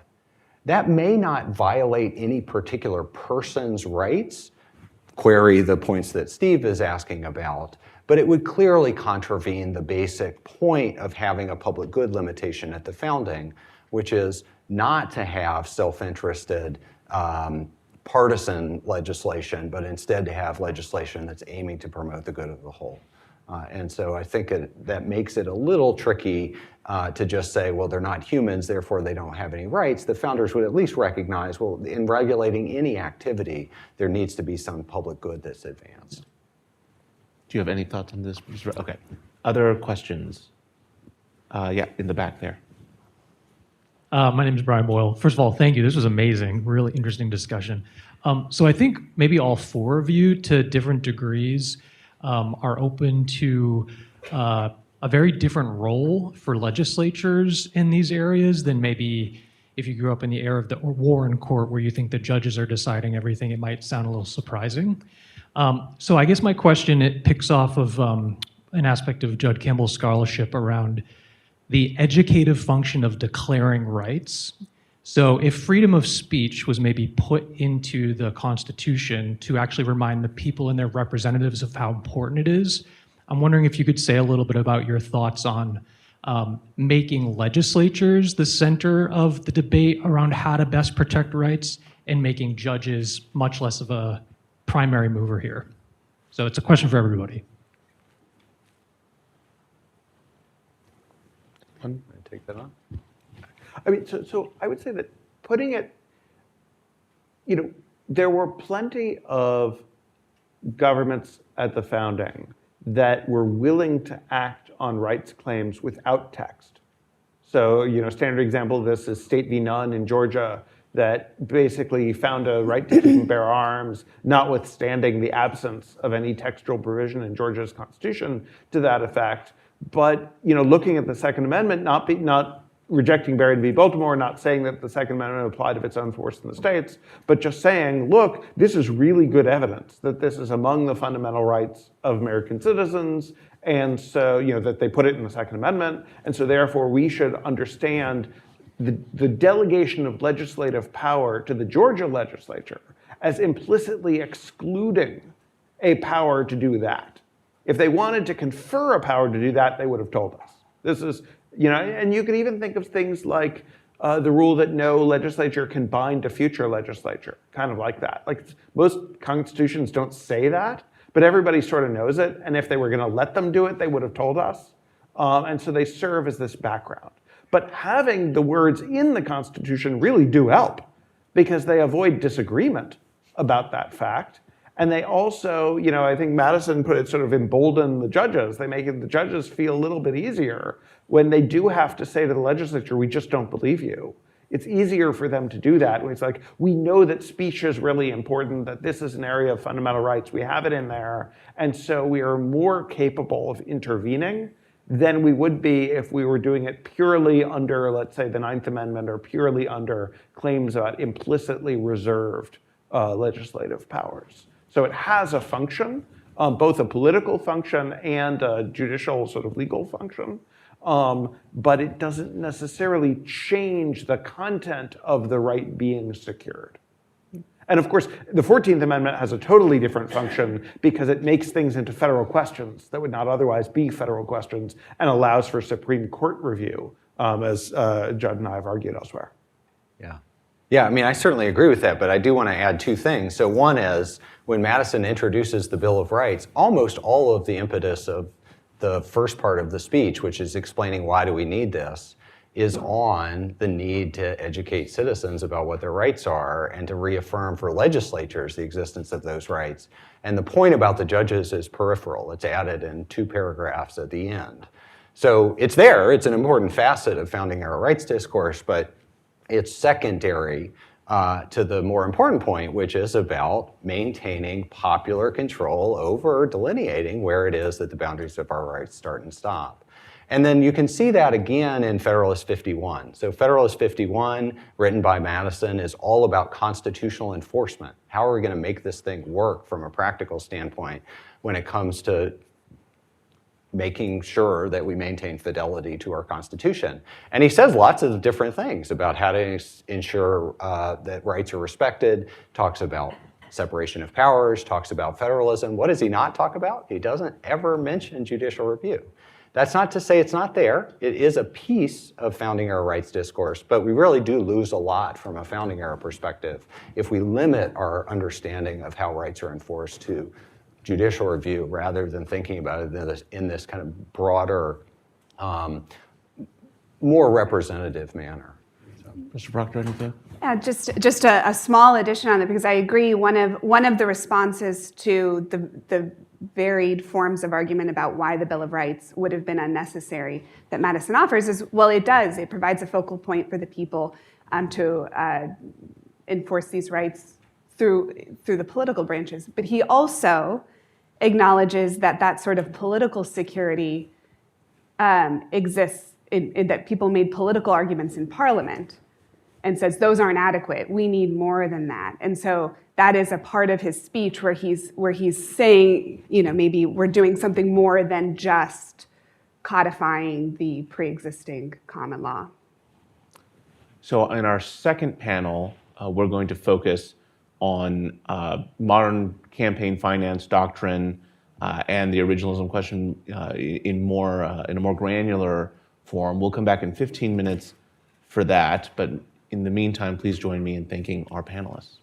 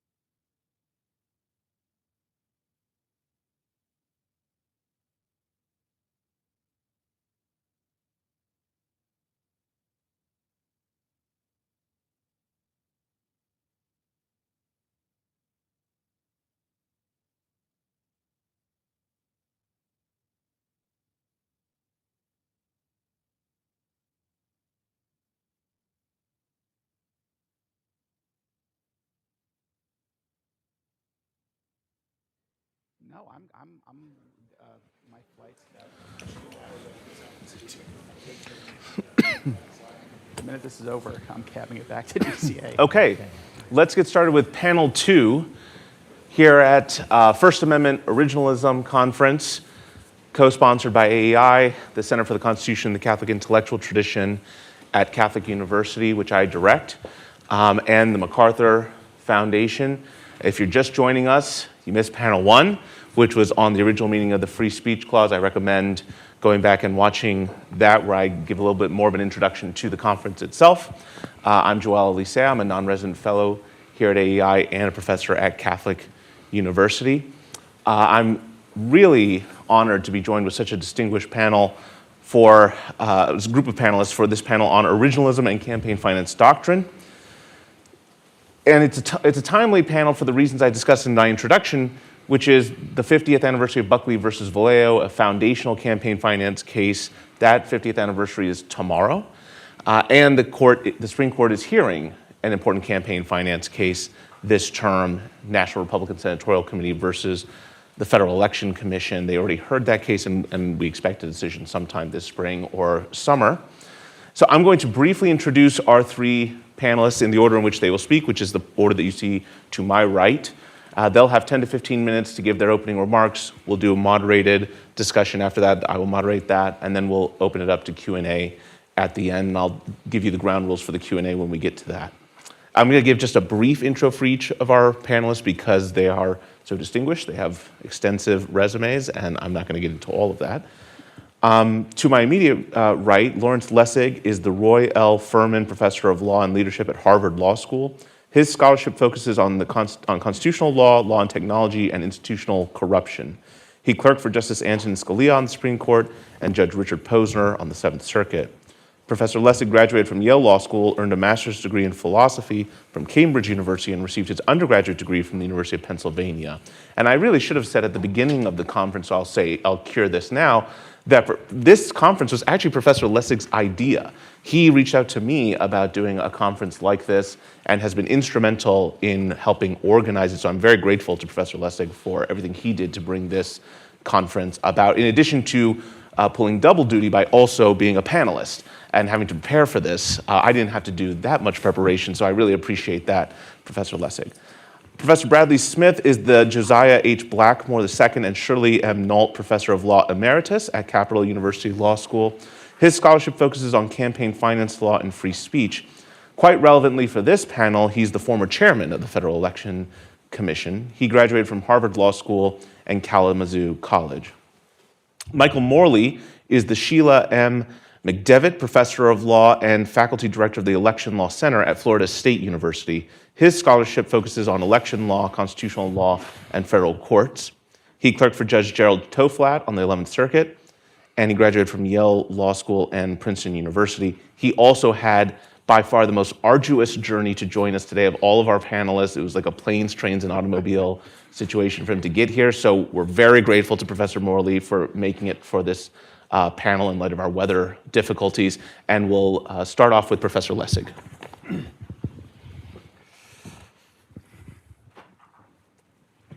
Great, thank you, and thank you so much for everything that's been done to organize this extraordinary event. So I'm going to present a paper titled Stating the Obvious, and it goes like this. On the Jubilee Eve today of Buckley, at least this much is certain. Buckley has an originalism problem. We're alive in an age when the court is increasingly extending its originalist methodology to doctrines of constitutional law that it has inherited from earlier courts. That discipline has not yet been applied consistently to the free speech clauses, either in general or campaign finance jurisprudence in particular. In the few moments that I have the privilege of your attention here, I want to map out precisely how significant this originalism problem is for campaign finance jurisprudence, and to suggest 2 principled responses for any originalist keen to apply originalism consistently in this domain. We can glimpse the challenge by noting a campaign that Justice Thomas has launched to remake the doctrine announced by the court in New York Times versus Sullivan.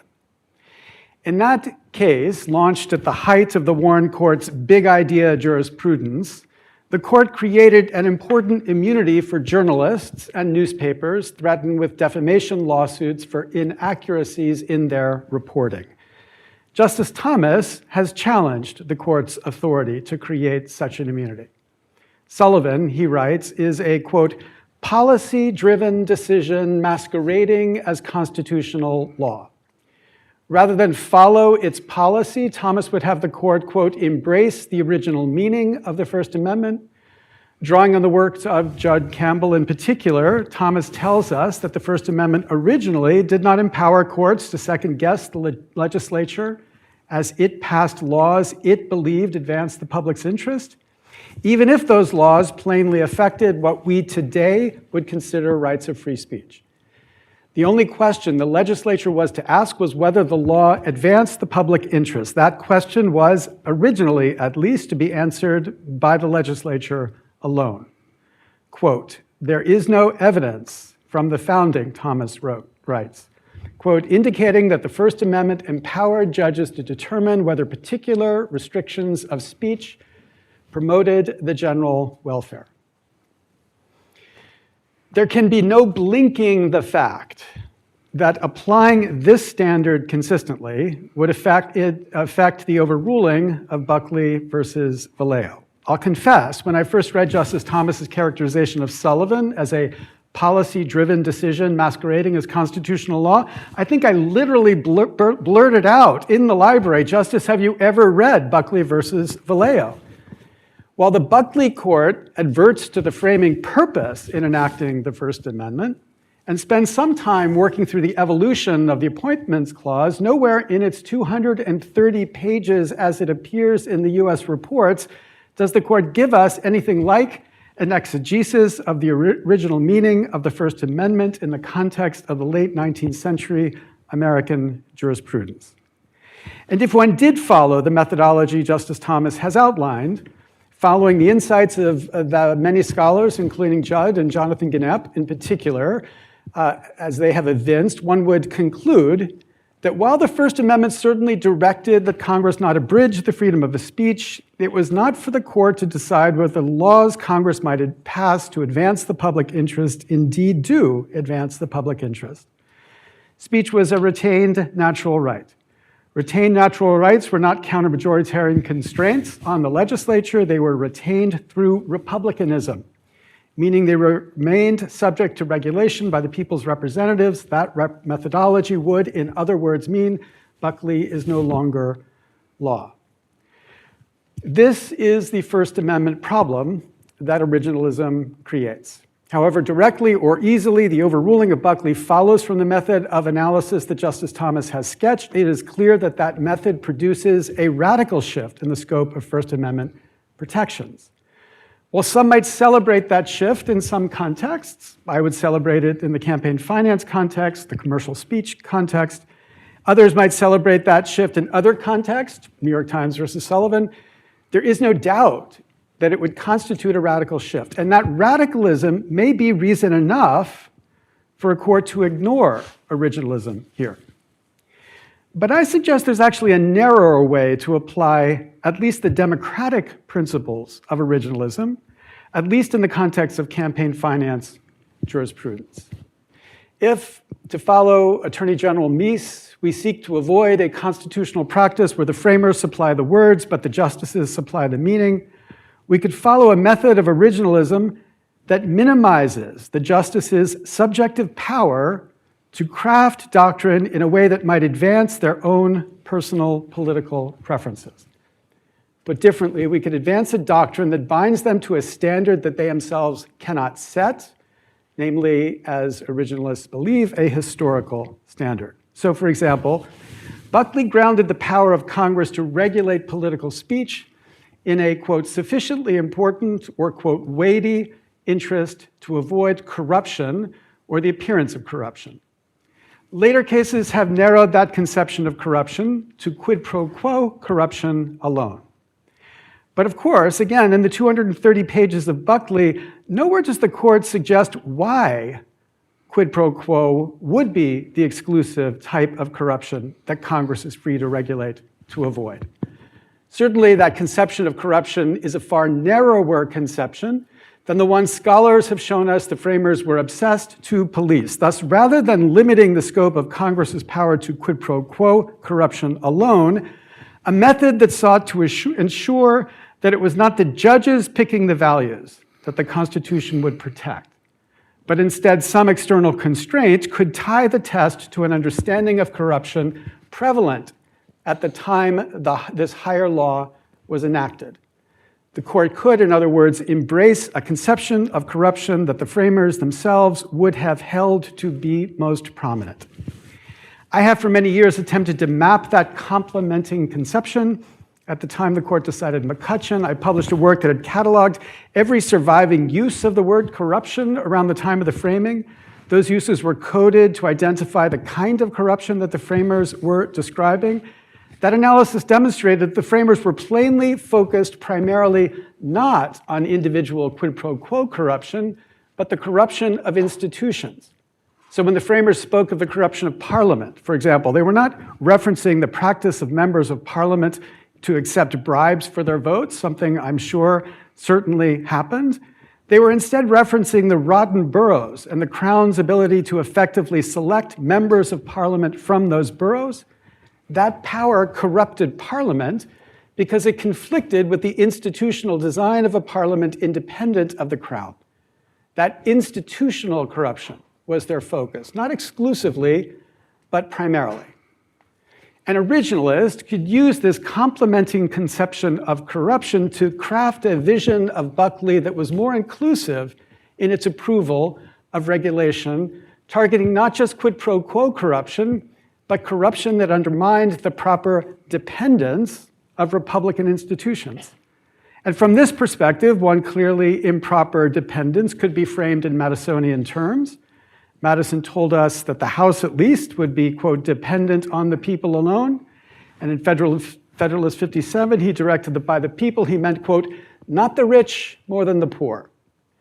But a system of campaign finance that increasingly depends upon contributions in the tens of millions of dollars from an ever-shrinking number of billionaires is plainly an institutional corruption of that design. Now, this conception, too, might claim originalist credentials, though it ignores the original limitation on judicial power so central to Justice Thomas's explication of the tie in the context of Sullivan. But I want to end my brief comments today by underlining what both conceptions emphasize, and by contrast, what they reveal about modern originalism. Though many seem to treat originalism as if it were just an interpretive theory, I have always understood originalism primarily as an expression of democratic or constitutional theory. The grounding motivation for the conservative legal movement, out of which modern originalism was born, was a democratic challenge to judicial supremacy. It was a Buckleyan demand that when judges claim the authority to displace the acts of a democratic legislature, they identify clearly the source of that authority in higher law. And the higher law from which they can draw that authority would be the Constitution as enacted by we the people, whether just the text, as most originalists would mean, or the text and its background presumptions, as historians like Jonathan Gannett would frame it.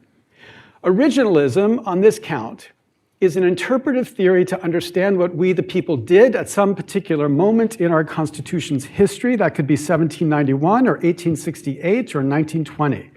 Regardless, the objective of this originalism should be to help us understand what we the people plausibly meant by the words we used at the time we used them. That discipline, of course, would radically shrink the footprint of the judiciary over a wide range of governmental power. And of course, we can debate whether from a policy perspective we like that consequence of that shrinkage or not. But I suggest from the perspective of principle that the originalist would insist that upon that shrinking, in order to be consistent with the democratic theory that was the founding motivation for this whole enterprise, I should think that if a court can't point to a plausible moment when we, the people, ratified the conception of law that they are now enforcing against the acts of a democratic legislature or the people through an initiative, then that court is acting ultra vires. It is thus perhaps too obvious to remark that the elaborate jurisprudence of campaign finance law, birthed 50 years ago tomorrow and raised across a half century of elaboration, has any real connection to anything we, the people, ever said. The idea that judges would be policing the intricacies of legislation, addressing the legislature's conception of corruption from this originalist perspective is, I suggest, just crazy. Everyone here knows of the extensive regulation at the time of the founding of activities that today we would consider core First Amendment activities. Lobbying contracts not enforceable, lobbying itself prescribed by certain state constitutions, the act of treating considered illegal. And all of this, of course, was against a background which gave to the legislature a broad swath of authority to interpret the public interest as they thought proper. One such interpretation were the Aliens and Sedition Acts, which modern law treats as some kind of frolic and detour, but which of course was no frolic for the Democratic Republicans that felt its force. Instead, I suggest it evinced a people not yet settled on whether their representatives could be checked in their judgment of the public interest, and if they could be checked, it evinced a public not yet settled on who could effect that check. Jefferson and Madison thought Congress could be checked by state legislatures through resolutions. I don't know of any prominent faction that pushed the idea that it would be the Supreme Court that would be that check, at least directly. We might like the Constitution that results from this discipline, or we might not. But my point in this intervention is not to proselytize originalism. My point is much narrower. It is to identify the inherent inconsistency in the current jurisprudence of the court. And because I believe that the integrity of the institution of the Supreme Court is essential to our republic, it is my purpose as well to identify a particular character of that inconsistency that I would hope, I would trust, the court takes notice of. That character is this. If a court is going to be radically remaking the scope of federal constitutional law in the name of a doctrine called originalism, it should at least ensure that its activism is balanced, politically balanced. If it's going to remake the law to advance what is perceived to be conservative ends, the Second Amendment, or the remaking of the scope of the libertarian constraint on regulation expressed through the concept of privacy, that was Dobbs, it should be open to remaking the law in context certainly be perceived to advance liberal ends. My conservative friends will insist there's nothing conservative in the idea of allowing unlimited influence by a tiny few over our representative process, or anything conservative in allowing the corrupting dependence of our elected representatives upon those very few. I welcome the correction and the suggestion, as evinced by the 75% of Maine voters who supported an anti-super PAC initiative now being litigated in the First Circuit, suggesting this might be one issue that unites all Americans. But in defense of my suggestion, I offer only the common wisdom that consistently suggests that this Supreme Court would never do anything to challenge the power of money. Whether that's conservatism or not, the point I defend here is that it is not a principled expression of originalism. And the justices who aim to demonstrate a practice of principled originalism need to track that inconsistency if they are to sustain the impression, which I think they are rightly seeking to sustain, that their jurisprudence is a jurisprudence of principle. Thank you very much. Professor Smith? Well, thank you, Joel and the Center and AEI for inviting me. Thank you, Michael, for your heroic efforts to get here. And I want to thank Larry in particular. Larry and I butt heads not infrequently, including in the litigation he referenced in Maine, where we're on the other side. But Larry is always a gentleman, always plays by Marcus of Queensberry rules and understands that it's not personal. We're arguing about important principles in good faith, and it's always a pleasure to share the podium with Larry. There's no doubt about it that Buckley is not an originalist decision. It's made at the high point, really, of non-originalist interpretation of the Constitution. It's tremendously long. It was referenced in the first panel. It's over 200 pages. It's got over 65,000 words. And there's no mention of originalism, no mention of what was the originalist thought, nothing. I mean, you can parse the decision, you can look for words like adoption, like when was the amendment adopted or adopted, just nothing there. You search it, it's just totally void of much appeal to originalist principles.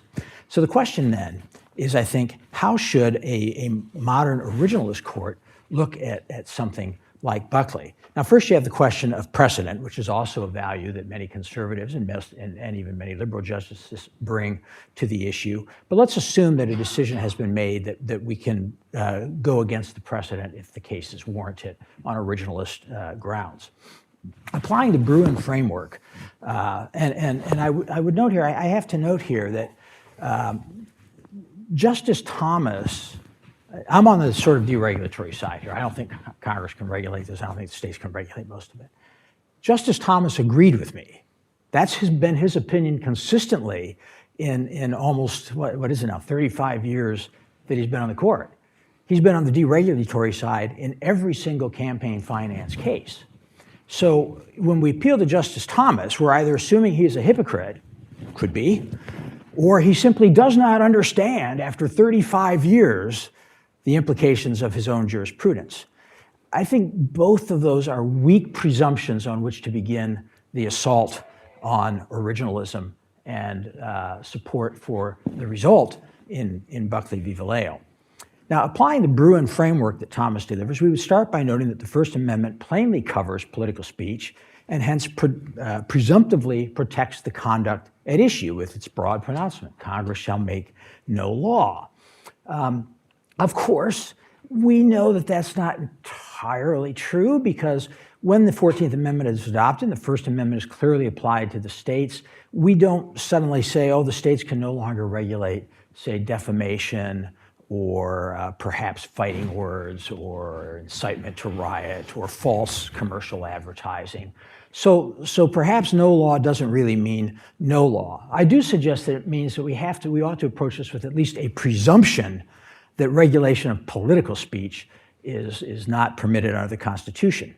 And under Bruin, we would do that in part, as a major part of our inquiry, by looking at what kind of laws were in effect at the time that the First Amendment was passed. What were people thinking? How did they understand the First Amendment at that time?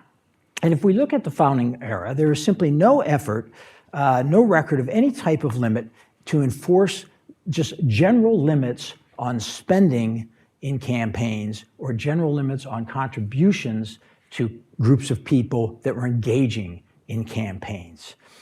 James Madison, so influential in the creation and passage of the Constitution, later the draftsman of the First Amendment, lost his first campaign for office in 1777 because he thought it was inappropriate to spend money in a campaign. He never made that mistake again. For the rest of his career, he was quite happy to spend quite a bit of money. And his experience demonstrates the surprisingly expensive nature of politics, even during the colonial era. Note that Madison's first run was I guess, after the Declaration of Independence, but before that independence was really effectuated, it was in 1777. And it indicates that candidates were expected to incur considerable financial costs to show that they were serious about the position and that they had the funds and the inclination to take the job seriously. Now, shortly later in the Constitution, as the Constitution comes up, Madison and his colleague Hamilton and their publisher Archibald MacLean spent enormous sums in the terms of the day from their personal fortunes to distribute copies of the Federalist. To quote historian Anthony Gaughan, from the very beginning of American politics, Madison, Hamilton, and the Constitution's other framers understood that money was essential to disseminating political speech. Indeed, without it, the Constitution itself might never have been ratified in the first place. He also notes that the parties did not have a level playing field and nobody tried to claim that they did. The Federalists really had pretty much all of the advantages, a clear advantage in the financial battle, which didn't seem to perturb Madison and Hamilton one bit. Their conscience wasn't bothered by the fact that they had enormous resource advantages over their anti-Federalist opponents. Now, later, as the schism developed between Hamilton and Madison that ultimately led to our two-party system, both sides spent lavishly on elections, which in that day mainly meant subsidizing partisan newspapers and providing for pamphlets and tracts and so on to be circulated through the public.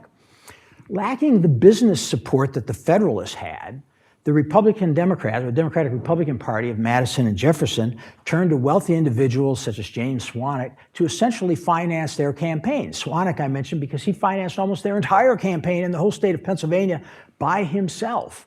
He was the Elon Musk of campaigning in his day, one might say. And they praised those who responded. In 1799, as he prepared for a rematch with John Adams for the presidency, Jefferson wrote to a colleague, "Every man must lay his purse under contribution," meaning put your money down, folks. We need it if we're going to win this race. And again, note that the Democratic Republican Party had these wealthy benefactors, but it was seriously outgunned in terms of just sort of social prestige, the levers of power, business control, and so on.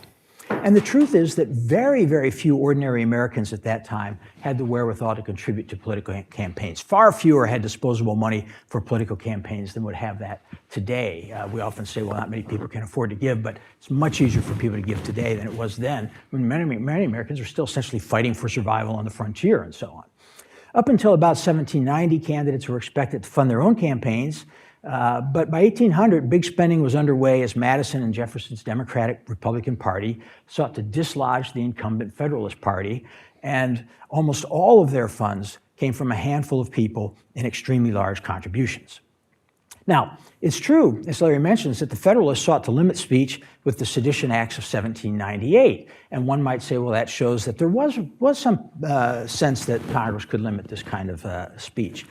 But note that the Sedition Acts were rebuked soundly in the election of 1800. The very passage of the Sedition Acts was one of the reasons that Jefferson won in 1800.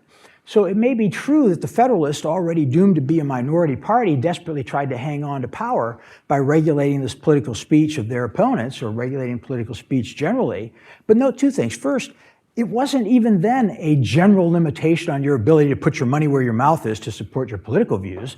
It was a limitation on sedition, on the content of the speech that was viewed to be perhaps within a common law exception to the concept of free speech, not just a generic, you can't spend money. And note further again, that again, it was largely rebuked by the American public. Within a decade of passage, the Alien and Sedition Acts were like bad things that nobody wanted to talk about or pretend had ever occurred. Okay, so I think that the Alien and Sedition Acts actually show how out of line with the common understanding of the First Amendment the position that you can regulate political speech is. Now, Professor Lessig attempts to get around this in what I consider to be a sort of a curious way. He goes to Buckley's definition, or Buckley's statement that corruption might be a valid government interest to get around the First Amendment, at least in some circumstances. And then he suggests that we should take this modern term that the court says, these are the circumstances where we think maybe we're going to let the government regulate. And we're going to label it corruption. That's our word. That's our Buckley court word. It's not a word that appears anywhere in the Constitution. Okay? Professor Lessig then says, let's take that 20th century word, transport it back to the 18th century, and see what people thought it meant then. Then let's take it and bring it back up to the 20th century and say, now it must mean not what you meant it to mean when you wrote it, but what someone else meant it to mean when they wrote it. It would be sort of like if you had a law regulating sedans, and somebody said, well, in 1780, a sedan was a horse-drawn carriage. Now let's bring that back up to the 20th century. This only regulates safety standards for horse-drawn carriages. Nobody would think that. We would understand that that's not the way that it sort of works. Corruption is merely Buckley's way of describing what it considers to be a legitimate government interest, or we should say the prevention of corruption. It is not a word that appears in the Constitution, and it did not purport to be interpreting a word used in the Constitution. It was rather interpreting what the court thought was a constitutional principle, and I think correctly, that the First Amendment did not allow general regulation of political speech, general efforts to limit the amount of political speech. And note that the court does this all the time. For example, in Helverine v. Davis and Stewart Machine Company v. Davis, these are the laws that upheld the Social Security Act, right? The court didn't say, well, what did Social Security, what did those words mean back in 1789? Try to define them in those terms and then import them back up to the 1930s to decide whether or not you could have a Social Security Act. Rather, they said, what are the principles of commerce and so on, of the Commerce Clause and other provisions of the Constitution? Do they allow the US government to have this kind of social insurance? And you might think they got it right, you might think they got it wrong, but their reasoning wasn't to try to take some word from the 20th century, take it back to the 18th century, and then transport it back up into the 20th century with some new meaning that Congress nor the courts meant when they wrote about it. Now, of course, the founders were concerned about corruption. There's no doubt about that. And they did define it broadly. They included even the general promotion of private ends at the expense of the public good. They considered that corruption, and I think most people would today, at least abstractly. And the Constitution contains anti-corruption provisions. It has an emoluments clause. It has the power of impeachment. It has structural provisions that limit government and hence limit the power of people in government to use it for corrupt purposes. Most notably, perhaps, the enumerated powers provisions and the general welfare clause intended to limit spending to things for the general welfare as opposed for specific benefits to some people. Many of those clauses we have gutted, or they've largely been gutted by many of the same people who now turn and argue, well, now we have to limit political spending because we've taken away these other protections against corruption. We need to limit political spending. But again, at the Constitution, they did not use the term corruption in the Constitution, and there's no indication that the framers or the public understood the First Amendment to allow restrictions on the amount of political speech. That is just not there. They were concerned about corruption, but there's no free-floating corruption principle in the Constitution that overrides the plain language of the First Amendment, and there was certainly no such principle recognized at the time of adoption. Indeed, the term corruption was specifically deleted from an early draft of the impeachment clause, right? Because they thought this is too broad a term. We leave that in there, it can justify almost any kind of basis for impeachment. They didn't like the idea that corruption would be a constitutional term that would give Congress this broad power to regulate anything it thought was corrupt. Quite the opposite. They wanted to avoid giving Congress that kind of broad power to regulate anything that it thought was corrupt. So Professor Lessig is essentially asking us to embrace corruption as the key concept espoused by the framers of the Constitution and the subsequent Bill of Rights. But remember that when the framers had a chance, in fact, they had many chances to include this in the bill, in the Constitution, they did not do so, and in fact, they specifically took it out.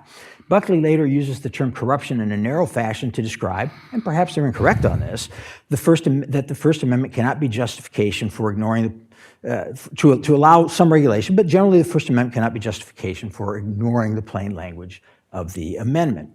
Now, as a final point here, I would note that one of those anti-corruption measures that was there in the original Constitution was the First Amendment and the ability to spend private resources to publish exposés of the wrongdoing of government and to publish reasons why government should be voted out of office or perhaps even impeached or something along those lines. In other words, the First Amendment itself is an anti-corruption measure. And if you eviscerate that by simply limiting how much people can spend, you've eviscerated an anti-corruption measure using the broad definition that they would have had in the 1790s and in the 1780s.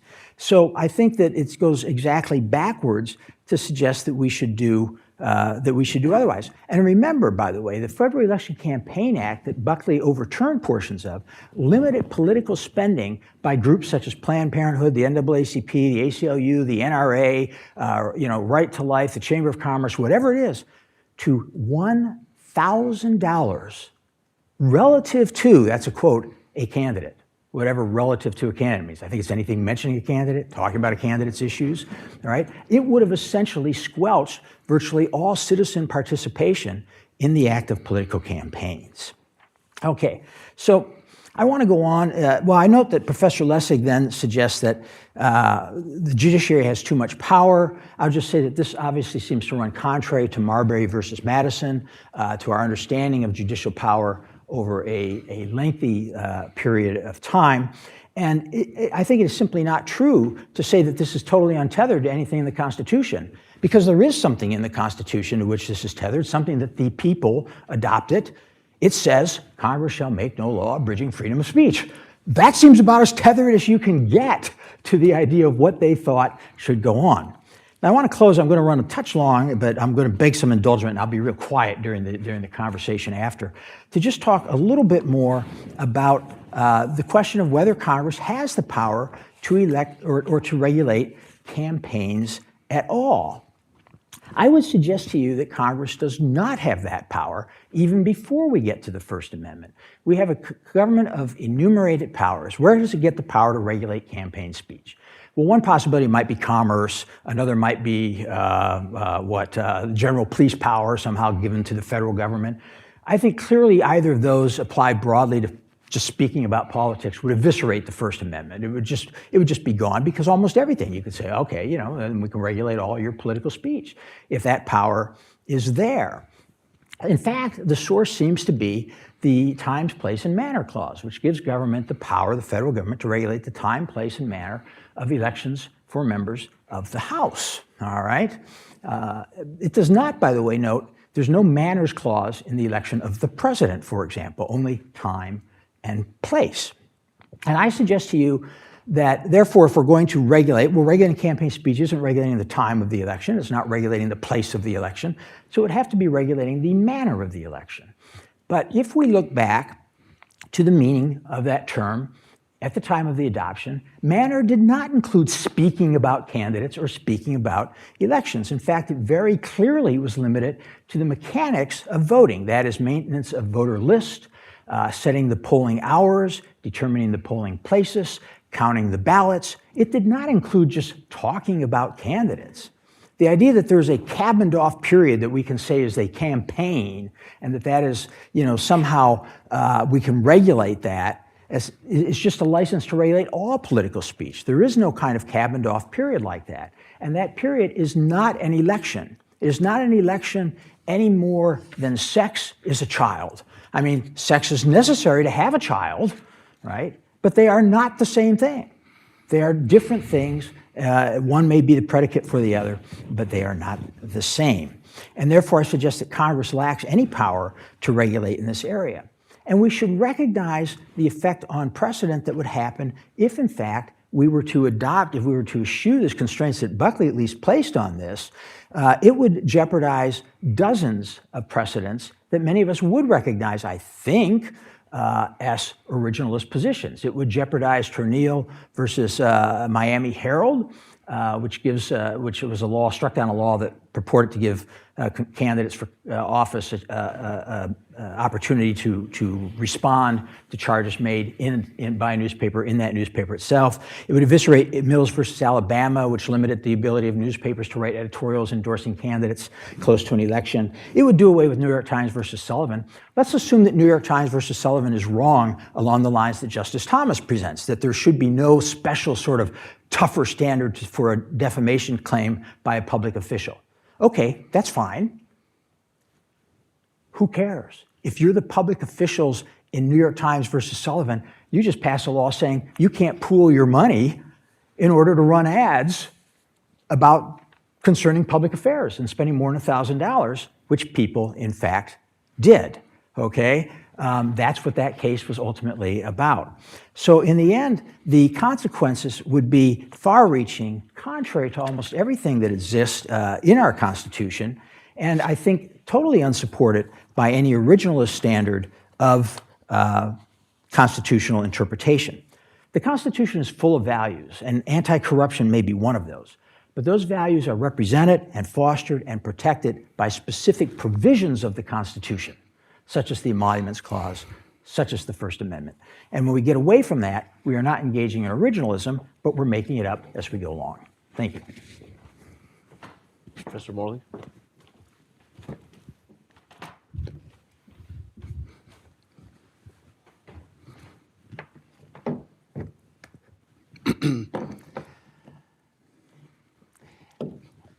Thank you very much. It's a privilege to be here. I'd like to thank AEI for inviting me, and it's a particular pleasure to be on a panel with such distinguished friends and colleagues. I'll start by using campaign finance law as a case study in the practical application of originalist approaches to constitutional interpretation, and then turn more broadly to the court's decidedly non-originalist opinion in Buckley v. Valeo, or we might perhaps instead call it an a-originalist opinion. Not that it's necessarily irreconcilable with originalism, but simply the court did not make any effort to do so. So with originalism, in some respects, it's challenging to talk about what originalism can tell us about campaign finance law, because originalism is not a particular theory of interpretation, but rather a family of theories. Depending on what particular type of originalist you wish to be, you might focus on the framers' original intent, what the framers intended particular constitutional provisions to mean. This approach requires us to privilege the writings and the understandings of delegates to the Constitutional Convention, or perhaps the ratifiers at the various state conventions. Or instead, you might look for the original expected application of particular provisions, where we would ask how the framers themselves, whether that, again, be delegates to the convention, delegates to ratifying conventions, how they themselves would have resolved particular constitutional questions, and then adopt those answers as baked into the Constitution. Or we might take later variations of originalism and look for original understanding, original public meaning. What would a reasonable member of the American public in 1789 or 1791 have understood particular words to mean? This type of approach often allows us to take definitions and understandings from the founding era, but then apply them ourselves to a particular question in order to resolve a constitutional issue.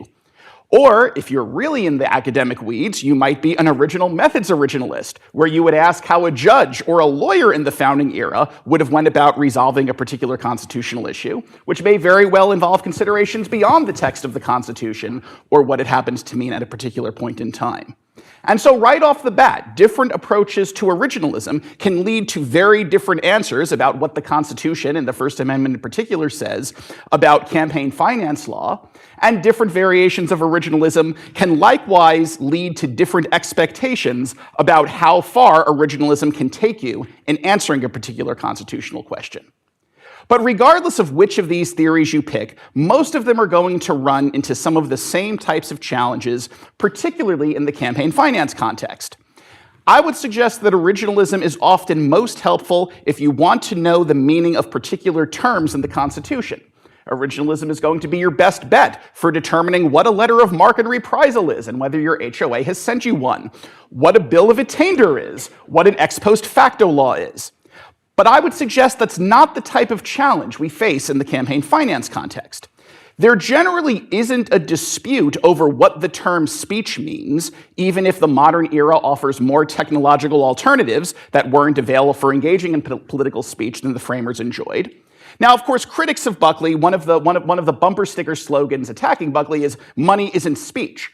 But of course, the Buckley court never claimed that money was literally speech, right? Rather, the court said, in our society, the fact that people have to pay money in order to receive speech by buying books or newspapers, or that people have to pay money in order to engage in certain forms of speech, such as by purchasing advertisements or flyers or mailers, doesn't reduce or eliminate the constitutional protection to which that underlying political speech is entitled. So whichever side of that particular debate you find yourself on, the fact remains the two sides aren't actually arguing over whether books, newspapers, advertisements, mailers are speech, or for that matter, even whether the money involved in purchasing them are speech, but rather what constitutional implications, if any, flow from the fact that speech isn't free, in the financial sense at least.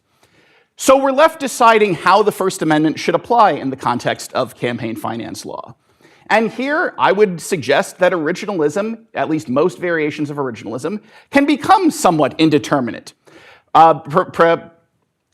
Brad shared one anecdote, right? I have an even earlier one, right? James Madison was not the only loser. George Washington lost his first election for the Virginia House of Burgesses because he didn't buy voters liquor and he didn't spend money on entertaining the voters at the polling place. What one source calls, quote, swilling the planters with bumbo.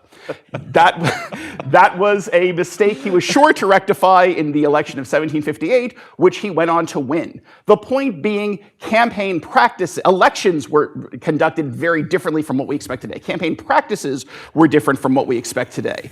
With regard to presidential elections, overtly campaigning for office was not something that most credible candidates to do. As Aaron Burr would learn in 1800, the very last person who most founding-era voters would trust with executive power was someone who went around telling everyone how much they wanted it. In terms of the First Amendment, on the one hand, right, several states insisted upon it as a fundamental freedom as a condition for ratifying the Constitution.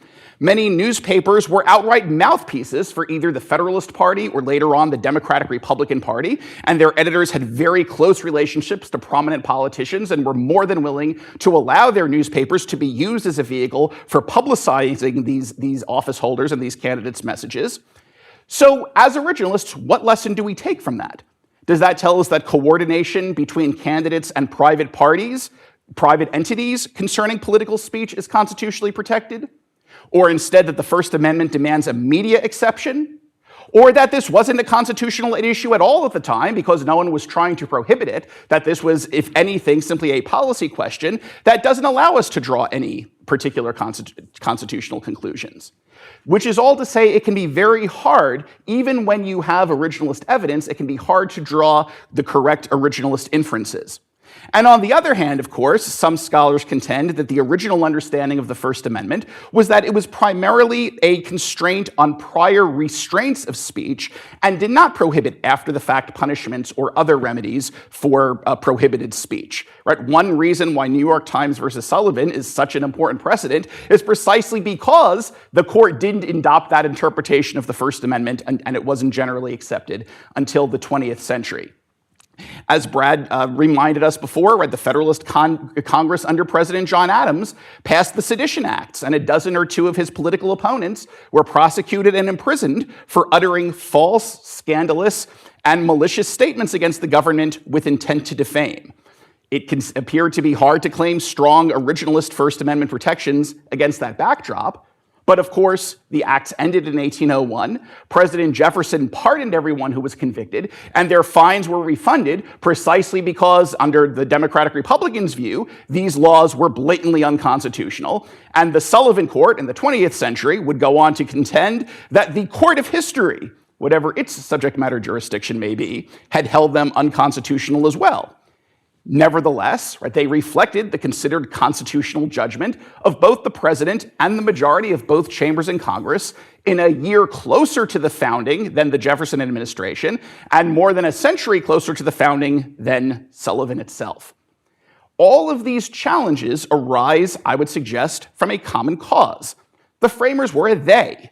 Right? The framers were comprised of different people, members of different parties, who didn't necessarily share the same view, even on some very important, even on some very fundamental questions.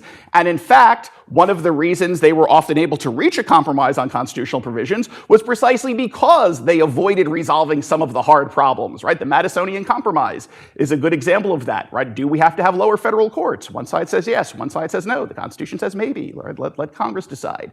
Vague language, indeterminate language, underspecified language were some of the tools that allowed the Constitution to be adopted. And so in attempting to go back from a 20th century perch and insist that there is one consensus originalist position for some of these issues raises challenging difficulties, particularly for modern questions for which most framers didn't have or certainly didn't express any thoughts. Adding on top of that, as Gordon Woods teaches, right, concepts of republicanism, concepts of what counted as corruption, changed fundamentally from the time of the Declaration of Independence to the time of the Constitution and throughout the federal era and beyond.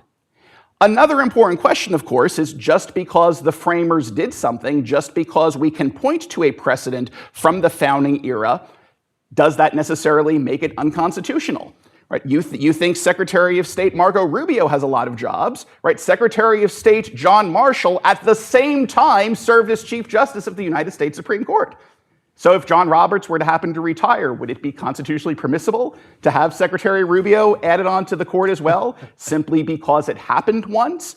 And this is an issue that arises with regard to the Supreme Court's interpretation, even in the early 1790s, saying that Congress got it wrong, right? Several justices of the Supreme Court, sitting as circuit judges, declared that one of the first laws that Congress passed with regard to pensions for Revolutionary War veterans was unconstitutional because it undermined the finality of federal court rulings. And so here again, we have Congress, we have the president adopting one view of the Constitution, we have several Supreme Court justices adopting a different view of the Constitution. From an originalist perspective, who's right? Of course, when this happened in the context of state sovereign immunity, right, the Seminole tribe tells us the American public rose up to say the Supreme Court got it wrong and immediately amended the Constitution to adopt the 11th Amendment, which didn't actually protect the full scope of state sovereign immunity that the modern court says the American public was demanding. So where does this leave us? With originalism, I think it is a firm, normatively desirable starting point for constitutional analysis, but not necessarily a guaranteed ending point in every case. I think originalism can, for lack of a better phrase, run out. It can answer certain types of questions. In other cases, it can narrow down the range of potential answers. But when a general consensus from the founding era doesn't objectively exist on a particular issue, it's not always the right approach to squint harder at Ferrand or try to look for another letter from Madison. Originalism can sometimes be more of a mood for constitutional interpretation, to borrow a phrase from the literature, counseling caution, humility, and deference. It's in large part a warning against incorporating our personal, subjective, modern views into a 230-year-old document. Looping back to Buckley, I generally sit right next to the dead armadillo in the middle of the road as thinking it's actually got it right. I find Buckley's distinction between election speech and issue advocacy, even as narrowed by McConnell v. FEC, which might not deserve a 50-year anniversary, persuasive. I find Buckley's distinction between contributions and independent expenditures for constitutional purposes generally persuasive. I do think contributions pose a greater risk of corruption than expenditures. Expenditures expenditures involve paying to engage in pure political speech. The First Amendment is properly read as barring the government from deciding that someone engaged in too much speech. And especially today, I think we're past the notion that the campaign finance system decisively advantages either political party. I think we have more than enough wealthy people on both sides of the political spectrum supporting their respective candidates, supporting their respective policies, that we're not having voices shut out of the political system. My main objection to Buckley is that the court declares as a legislative fact that independent expenditures are inherently less corrupting than contributions. In American Tradition Partnership versus Bullock, the court refused to even consider what Montana claimed was evidence that independent expenditures in the particular political context of that state actually did pose a risk of corruption, actually did lead to corruption in the constitutionally relevant sense, which is why I would say the court's holding that restrictions on independent expenditures trigger strict scrutiny should not rest on the potentially falsifiable legislative fact that there is no risk of corruption from expenditures. I think instead that the court can acknowledge that a risk exists, but instead hold there are less restrictive alternatives for dealing with it under strict scrutiny than an outright ban or a limit. Contribution limits, in contrast, are permissible since they're subject only to intermediate or exacting scrutiny pursuant to Buckley, and so the existence of less restrictive alternatives is not sufficient to invalidate them. Finally, in response to the points that Professor Lessig made, yeah, completely accurate. Fighting corruption, concerns about corruption permeates the founding era debates, was one of the main driving forces underlying many of the provisions in the Constitution. I would like to throw out, for purposes of discussion, right? This isn't something I've written about yet, so this is a tentative hypothesis. One of the other fundamental themes, one of the other concerns that permeates particularly the Constitutional Convention is ending what state legislatures were doing with regard to populist impulses to undermine property. Legislatures were responding to poor farmers. They were responding to debtors by not enforcing contracts, not allowing mortgages to be foreclosed, devaluing money, refusing to enforce debts. And so one of the reasons many of these issues were raised up to the national level was in order to prevent some of those extreme approaches to financial and economic issues. Of course, many of the constitutional protections, such as the Contracts Clause, limits on redistribution, limits on federal authority, have been read out of the Constitution particularly over the course of the 20th century. And so one potential understanding of why independent expenditures are constitutionally protected could potentially be as a self-defense mechanism, that people who are potentially subject to being targeted in a democratic system at least have the opportunity to present their side of the issue to voters, to try to convince voters, don't vote for the self-declared socialist, don't vote for people wanting to impose a retroactive wealth tax, and here's why. So in the face of virtually universal adult citizen suffrage, having the opportunity when you are likely to be the target of these sorts of statutes to at least make your case to the general public is at least arguable, or at least may arguably be a way of achieving the constitutional values of ensuring the nation is able to exist over the long haul in a way the framers feared many of the states were not. Thank you very much. Thank you, Professor Morley. I wanted to give all three of you a chance to respond to anything that was said by your co-panelists. There was some direct engagement with each other's remarks up there, so I want to make sure that you all have a chance, especially you, Professor Lessig, since you went first. Yeah, great. I'm really grateful for the essays and the comments. Let me start with Michael, because I feel like I almost agree with everything you said. Although I guess I would frame the ultimate question to be what follows from the uncertainty. I feel like I want to express a kind of Therian originalism, which is, okay, if we're not certain in the face of the originalism, then we should step back when there's a democratic branch that's acting and in a way that is questionable from an originalist perspective. And so from that vantage point, all of these questions I think you nicely raise would still lead to the position that we would have more discretion to be regulating in the context than otherwise the court would give us. Maybe surprisingly, I actually would more strongly defend the conclusion about independent expenditures than I think you were suggesting, because I think that we've simplified the description of the protection for independent expenditures. The reason Buckley and then Citizens United protected independent expenditures is that they said they were, quote, there was not coordination.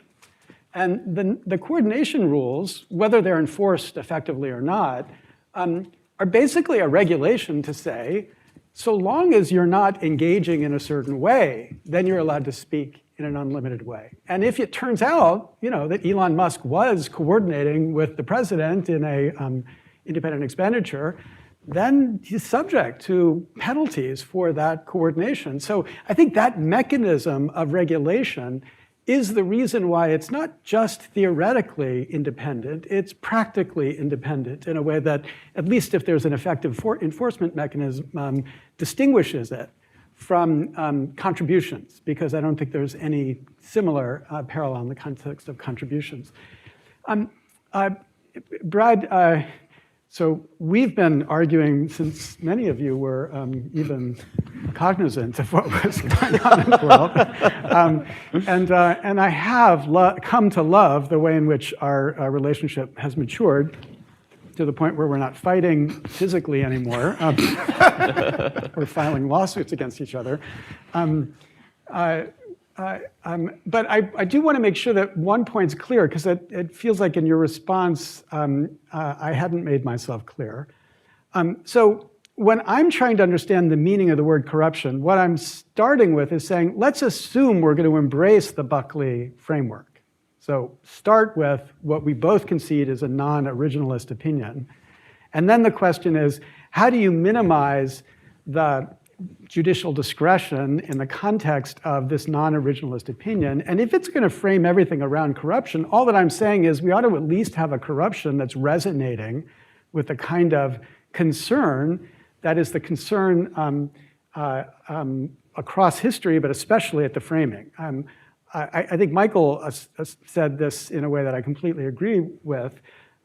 I think the framing is filled, not just with particular clauses in the Constitution, but with an obsession on the ways in which governments become corrupted. And to the extent that the rise and fall of the Roman Empire is published at exactly the period of this time, it's evincing like the cultural obsession with this concern that the institutions of governance would develop in a way that would lead to corruption. So I don't think we can minimize the significance.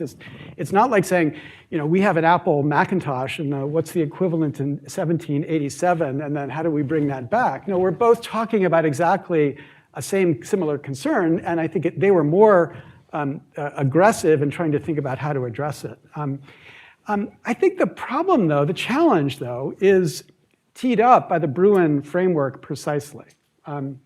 Because in the Bruin framework, I think in its most mature understanding, step one is to ask whether the plain meaning of the right, and of course what we've got to mean is the plain meaning they would have given to the right, is affected.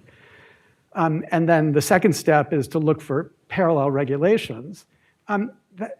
There's been lots of commentary about the sort of underdetermined character of that way of framing it, especially from the perspective that I've started with, which is this kind of Therian originalism. Because let's start with the first one. I mean, as Steve commented, the fundamental distinction we're arguing about in the litigation is the distinction between contributions and expenditures.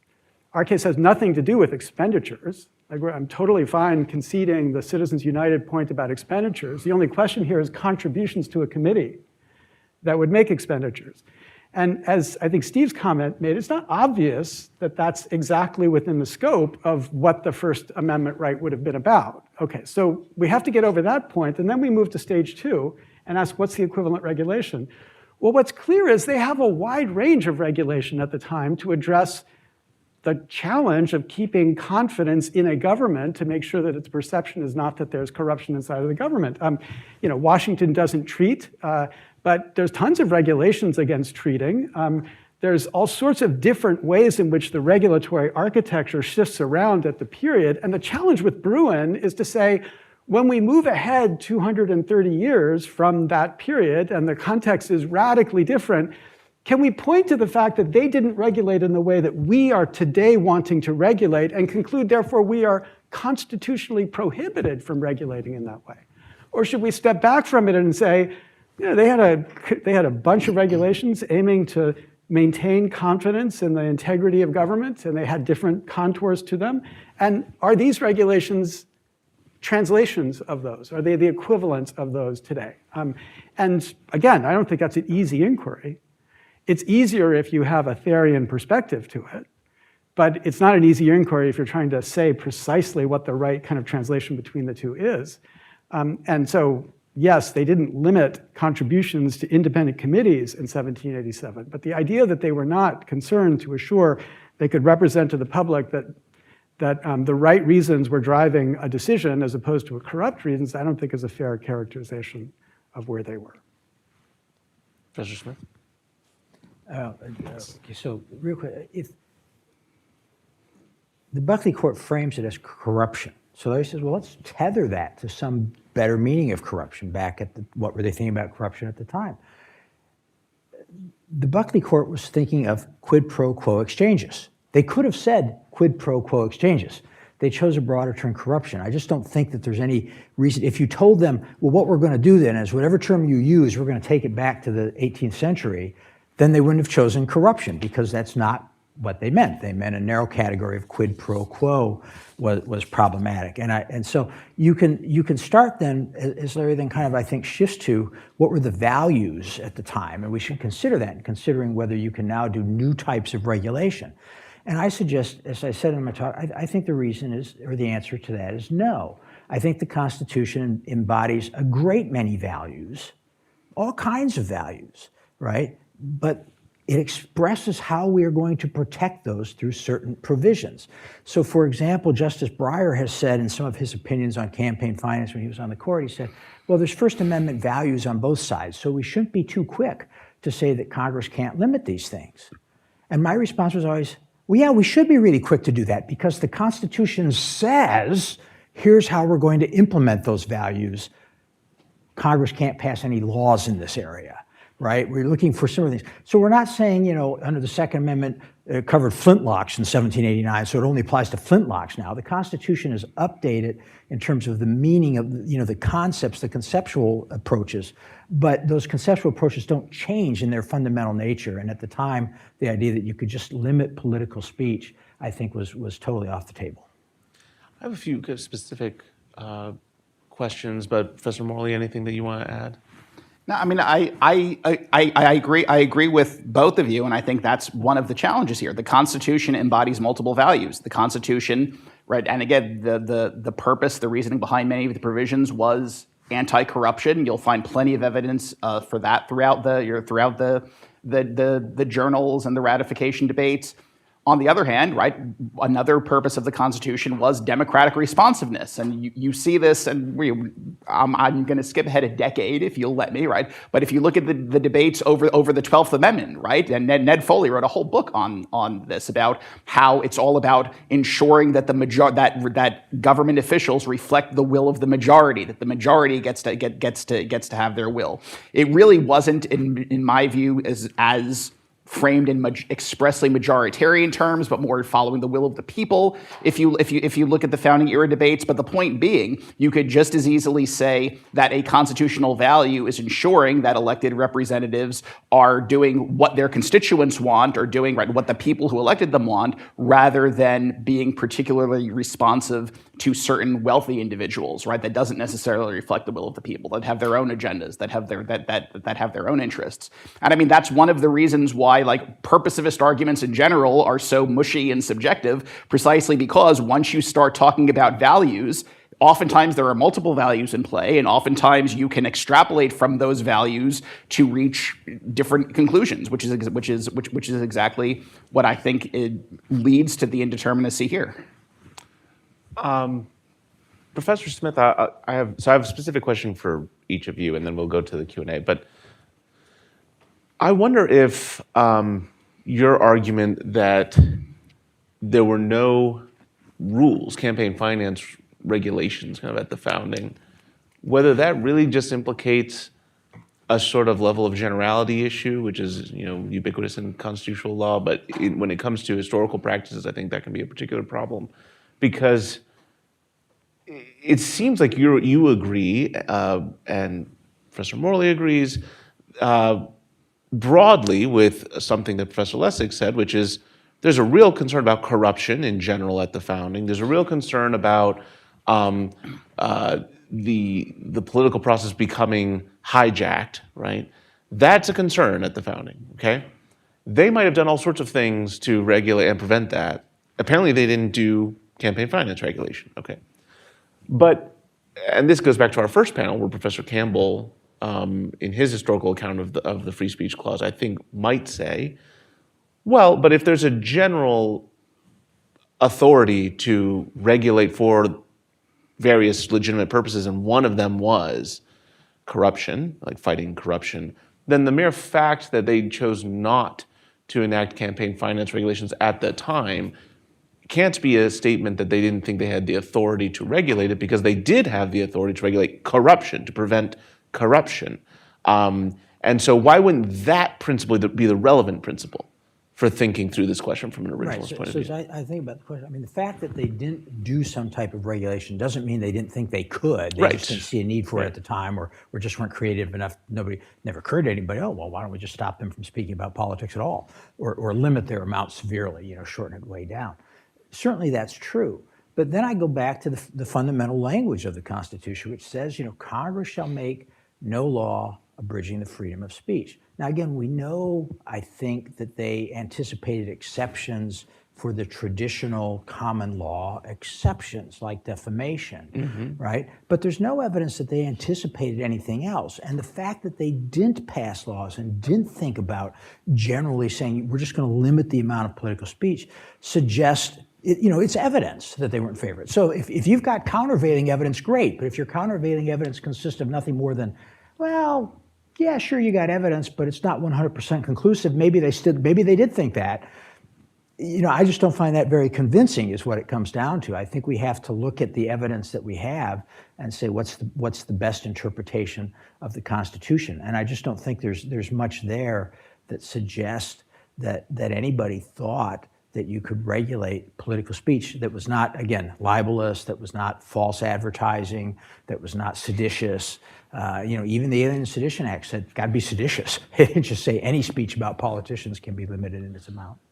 Professor Lessig, feel free to jump in on that point, but I wanted to put to you an argument that Professor Smith made that I guess I have not heard before, even though it might be very current in campaign finance scholarship. This point that he made about, well, maybe the relevant question here isn't the free speech clause. Maybe the relevant question here is the time, place, and manner clause, the elections clause, because if manner means what he says it meant originally, and if this is a provision explicitly about federal ability to regulate elections, then wouldn't you draw a negative implication that Congress doesn't have the power to enact campaign finance laws? And so we never even get to the free speech clause issue. What's your response to that argument? One particular context where that has contrary precedent is in the Electors Clause cases, which I lost 9-0 in the Supreme Court, where the scope of the state's power was tied to that same language, and that didn't seem to limit the court from its willingness to see the states having much more power over electors than they otherwise would. I do think that it is true that we have for many years wondered where does the power, especially to regulate federal presidential elections come from, right, given the presidential electors are state structured systems, and why does the federal government have anything power to do that? So why does it have power to regulate voter fraud? Why does it have power to regulate that range of activity? And so one might start, and against the earlier comment, the earlier intervention from the first panel suggests that maybe we want to start by just saying you have no power to do anything in this space. I don't think that the way of reading federal power not to include the ability to protect the institution of representative democracy is compelling. I don't think that originally it would have been compelling, that they wouldn't have had any power to protect the integrity of representative democracy, and I think that remains now. And so to the extent you're regulating this entity that never really existed before, these things like super PACs, because you're concerned about the integrity of representative democracy, I think that fits more in the description you were saying before, that this is a kind of thing they had the power to regulate to advance. They didn't do this particular one because this particular thing never existed before. And of course, just to add to your point, even if Professor Smith's argument were right and taken as true for purpose of Congress's power, you couldn't avoid the free speech issue entirely, right? Because then that would just mean that the states might just step in and start regulating campaign finance for the federal level, federal officers, and the question is, does that violate the free? So the Montana case, right, being an example of that. Professor Morley, I thought this was, I didn't plan for this, but I thought it was great that we ended up with two views that Buckley has got serious problems, or if not, should be done away with, but for very different reasons. And then you saying, Buckley's actually fine. It's great. But what about the challenge to Buckley? Maybe this is let me set this up better. Bruin, this Second Amendment case says there's a problem with courts analyzing whether the ends that the government is trying to achieve are sufficiently compelling and whether the means are sufficiently tailored. This really does seem illegitimate. It seems like the judges are deciding whether this is an important enough interest for the government. And that does seem at odds with campaign finance law's structure right now, right? So you said you thought that they had basically got it right in Buckley, and it seems like it was because you agree with the kind of analysis about which is more likely to infringe on the freedom of speech, which kind of regulation might be more likely to lead to corruption or not corruption. That's exactly the kind of reasoning that you see in McCutcheon and Citizens United, and it's exactly the kind of reasoning that it seems Bruin doesn't like. So how, given that this panel is about kind of originalism and campaign finance, how do you reconcile this sort of approach to thinking about campaign finance with the concerns expressed in cases like Bruin, if you can at all? So I guess I have two responses. The first is with the strong proviso, I am by no means a Second Amendment scholar. My general impression of lower court Second Amendment cases is that Bruin hasn't been working out very well, that the whole history and tradition approach has led to just as much disagreement, just as much subjectivity, just as much debating over whether particular examples are relevant or not, or close or not, that to the extent this is supposed to provide that external, objective, discretion limiting standard, at least again, my impression as not a subject matter expert on it is that it doesn't necessarily seem to be doing that great of a job there. My other bigger picture response is, right, current constitutional doctrine is a mess, right? Like every single provision of the Constitution is interpreted differently. You have some originalist provisions. You have some very non-originalist provisions. You have some provisions where the court says we're going to apply the text very carefully. You have other provisions where the court says we don't care what the text says. We want to effectuate the underlying purposes beneath the text, right? In part because this is kind of like a chain novel where it's written at very different points in time by very different justices applying very different theories.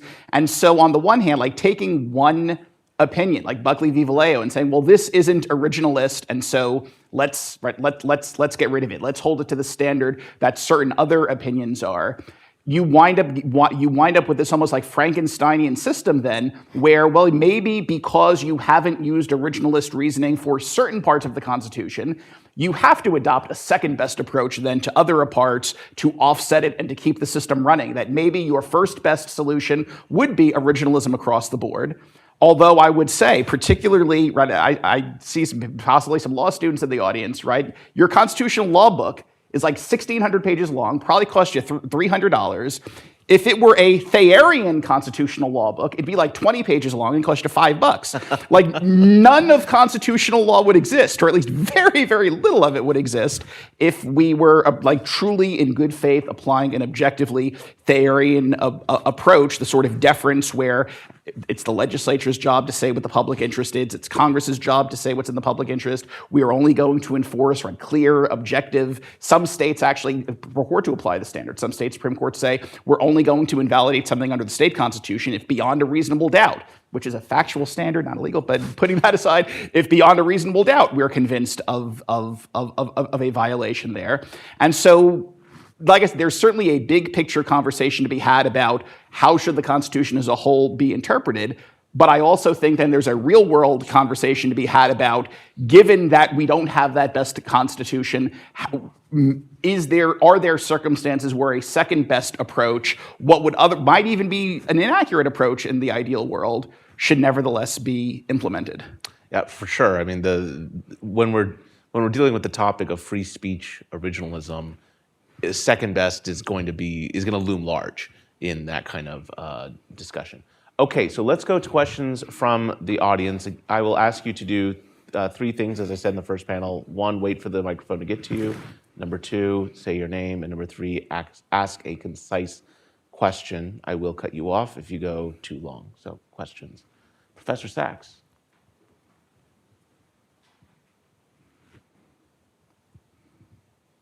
Steve Sachs, with apologies for taking up additional airtime. My question is, what is the role of associational rights here, and where do those come from? Because it seems like a lot of the questions are not about individual expenditures. It's not Elon Musk literally printing up his own pamphlets and handing them out, but it's when can a group of people get together and pool their money in some relevant way, and it seems like that could create the same kinds of concerns And the First Amendment doesn't, the assembly right, maybe, John Anazu has argued, but I'm just curious sort of where rights for things like NAACP versus Alabama or other cases where we've recognized the right of people to act in groups together would be understood. It's coming from. Yeah, so I would say the presumption is we could see them as exactly parallel, the associational rights and the free speech rights. And we should see the corruption concern. Now I want to, again, double down on Morley's, there's nothing wrong with the basic framework of Buckley's claim. The same analysis that Buckley would give to the question of whether there's a corruption interest to be regulated. So in the context of Alabama, there's not a corruption concern there because they're associating, but not in a way that's going to underline the integrity of the governmental process. But in the context of super PACs, you might be worried that the association there, in the context of creating a dependency inside of an election, raises a corruption concern because there's no non-coordination obligation inside those super PACs, the way there is a non-coordination obligation for the independent expenditure.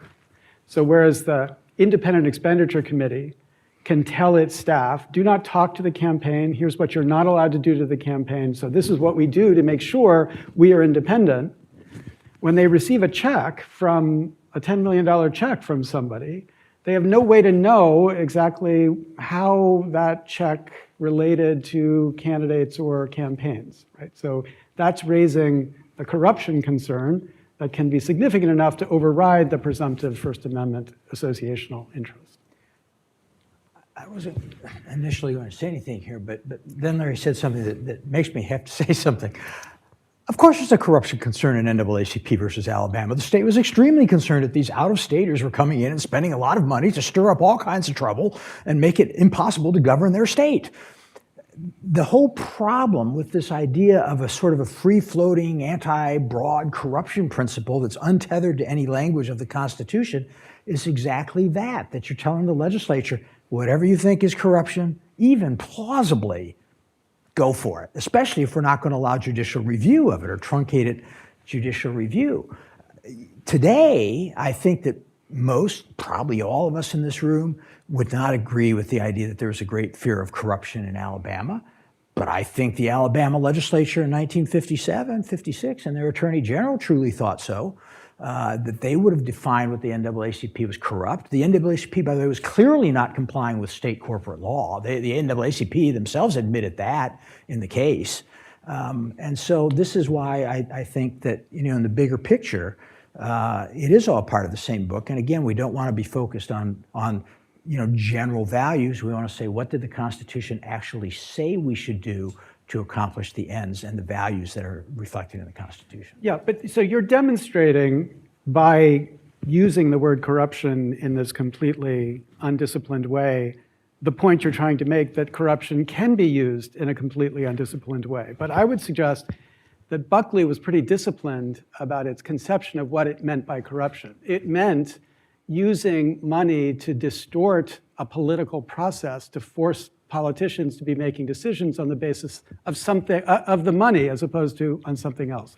And when they talk about the appearance of corruption, the concern is people look at the system and they can't help but believe that the reason the decision is being made is the money, not the merits of the decision. That's what they were talking about in corruption. So NAACP doesn't raise that concern because whatever else you thought was going on in Alabama because of what they were doing, they might have been causing lots of trouble. They might be like trying to lead, to create violence maybe. They weren't suggesting, nobody was suggesting that they were in some way buying off the legislature of Alabama. That's just not the kind of corruption that they were addressing. Can I push back a little bit on that? So I read Buckley differently. I read Buckley as embodying a narrow view of corruption, right? The court's explanation, again, as to why independent expenditures, in its view, don't raise the risk of corruption is because if an expenditure is truly independent, then by definition, there's no interaction with the candidate, there's no opportunity for a quid pro quo. So I read Buckley as embodying a quid pro quo conception of corruption. Having said that, right, but by the time you get to 2003 then, McConnell versus FCC, if it is not purporting to overrule Buckley, but it is embracing a much, much broader conception of corruption, which then 7 years later in Citizens United, the court says ingratiation and access are not corruption. We're going back to Buckley. We're going to pull out the quid pro quo language from Buckley, and we're saying constitutionally the only type of corruption. There were other rulings. The National Conservative PAC ruling they were able to draw on as well, but they were saying the only type of corruption that Congress has constitutional authority to target is this quid pro quo corruption. And so I think a lot of the debate that you guys are having is pretty much the fight between McConnell, the case, and Citizens United over how broad or narrow is this constitutionalized version of corruption. And I mean, as you were talking, the thought that came to my mind is the whole reason we have a constitutional requirement that congressional districts need to be the same size, right? It would make a lot of sense to me if that came out of the Equal Protection Clause, like one person, one vote, everybody. That's not where that lives constitutionally, right? The story the Supreme Court told as to why one person, one vote applies to congressional districts is Article 1, Section 2. And the court said a story, the House shall be chosen by the people, and therefore the court read into that this notion that the people should have equal votes, the representatives should be responsible to the people. They basically baked the concept of fair elections into and representativeness into this Article 1, Section 2 concept. And so again, this goes back to the different provisions of the Constitution have been read in different ways. If you can squeeze equal population districts out of Article 1, Section 2, then I certainly think you can squeeze fair elections and not being beholden to rich donors out of Article 1, Section 2. But that just begs the question, how much law do you think is wrong? And none of those purport to be originalist decisions. Yeah. Just very quickly on this before we go to the next question, it does strike me, Professor Sachs, that there's a similar dynamic here on associational rights as there is on the role of money and speech, right? That money is regulated in a way that affects speech, because it is a prerequisite to much speech, and that's what implicates the free speech clause for campaign finance purposes, going back to Buckley, right? And associational rights, right? The justification the Supreme Court gives is very similar, right? That it's a prerequisite to a lot of expression to be able to associate with other people. There's a law review article that has to be written about this at some point, about all these things across domains of constitutional law that are not themselves the right, but are like prerequisites to the expression of the right. I think I saw a question back here. Yes, please. My name is Dan Greenberg. I'm from the Cato Institute. I'd like to ask you about an unusual feature of Buckley that I think might be relevant here. When the court issued that decision, it rewrote or remolded the law slightly so as to comport with the Constitution. For example, express advocacy really comes from Buckley rather than coming from the statute that it examined. And sometimes the court has decided that it gets to choose between remolding the law a little bit and just striking the whole thing down. Another example of this is, somewhat famously, NFIB versus Sebelius. And what I want to ask you is, does this kind of unusual circumstance and this unusual judicial role cut against the force of originalism in these kinds of cases? Because originalism is supposed to get rid of certain kinds of discretion or discourage certain kinds of discretion. But it looks like Buckley and NFIB really allow for a kind of legitimate judicial discretion, which is not really legitimate generally. And so I wonder, does this mean that an originalist critique of Buckley, by its nature, has relatively little force as compared to other kinds of areas in the law where originalism seems stronger? Well, I think you're right that there's a bending, I think, recognizing that if they had just thrown the whole thing out, it would have been quite dramatic given what had led to that law being passed initially. But I don't take the framework of an originalist critique of Buckley to be an originalist critique of a decision that thought of itself as an originalist opinion, right? That would be, that's an originalist critique of Heller would be a critique of the originalism in Heller, right? And obviously many people have written extensively about that kind of critique. But Heller thought of itself as an originalist opinion. As I think Michael said, and I was asserting, they certainly, and this is the one thing all three of us, I think, are agreeing, they certainly didn't think of themselves as engaged in that kind of enterprise, because in 1976, nobody really was engaged in that enterprise. I mean, Bork had written in 71 to sort of tee this thing up, but it still hadn't become anything. So they were running a different running a different enterprise, like Roe versus Wade was running a different enterprise. And then later cases come along and they say, okay, now we're embracing a certain discipline called originalism, and we're going to evaluate these earlier cases with that discipline in mind. I think that's a fair method. And you've got to be committed to originalism to engage in it, but if you're committed to originalism and you engage in it, it's a critique of the result, not an originalist critique of the internal structure of what that opinion is. Well, thank you all for coming to this conference, and please join me in thanking our panelists.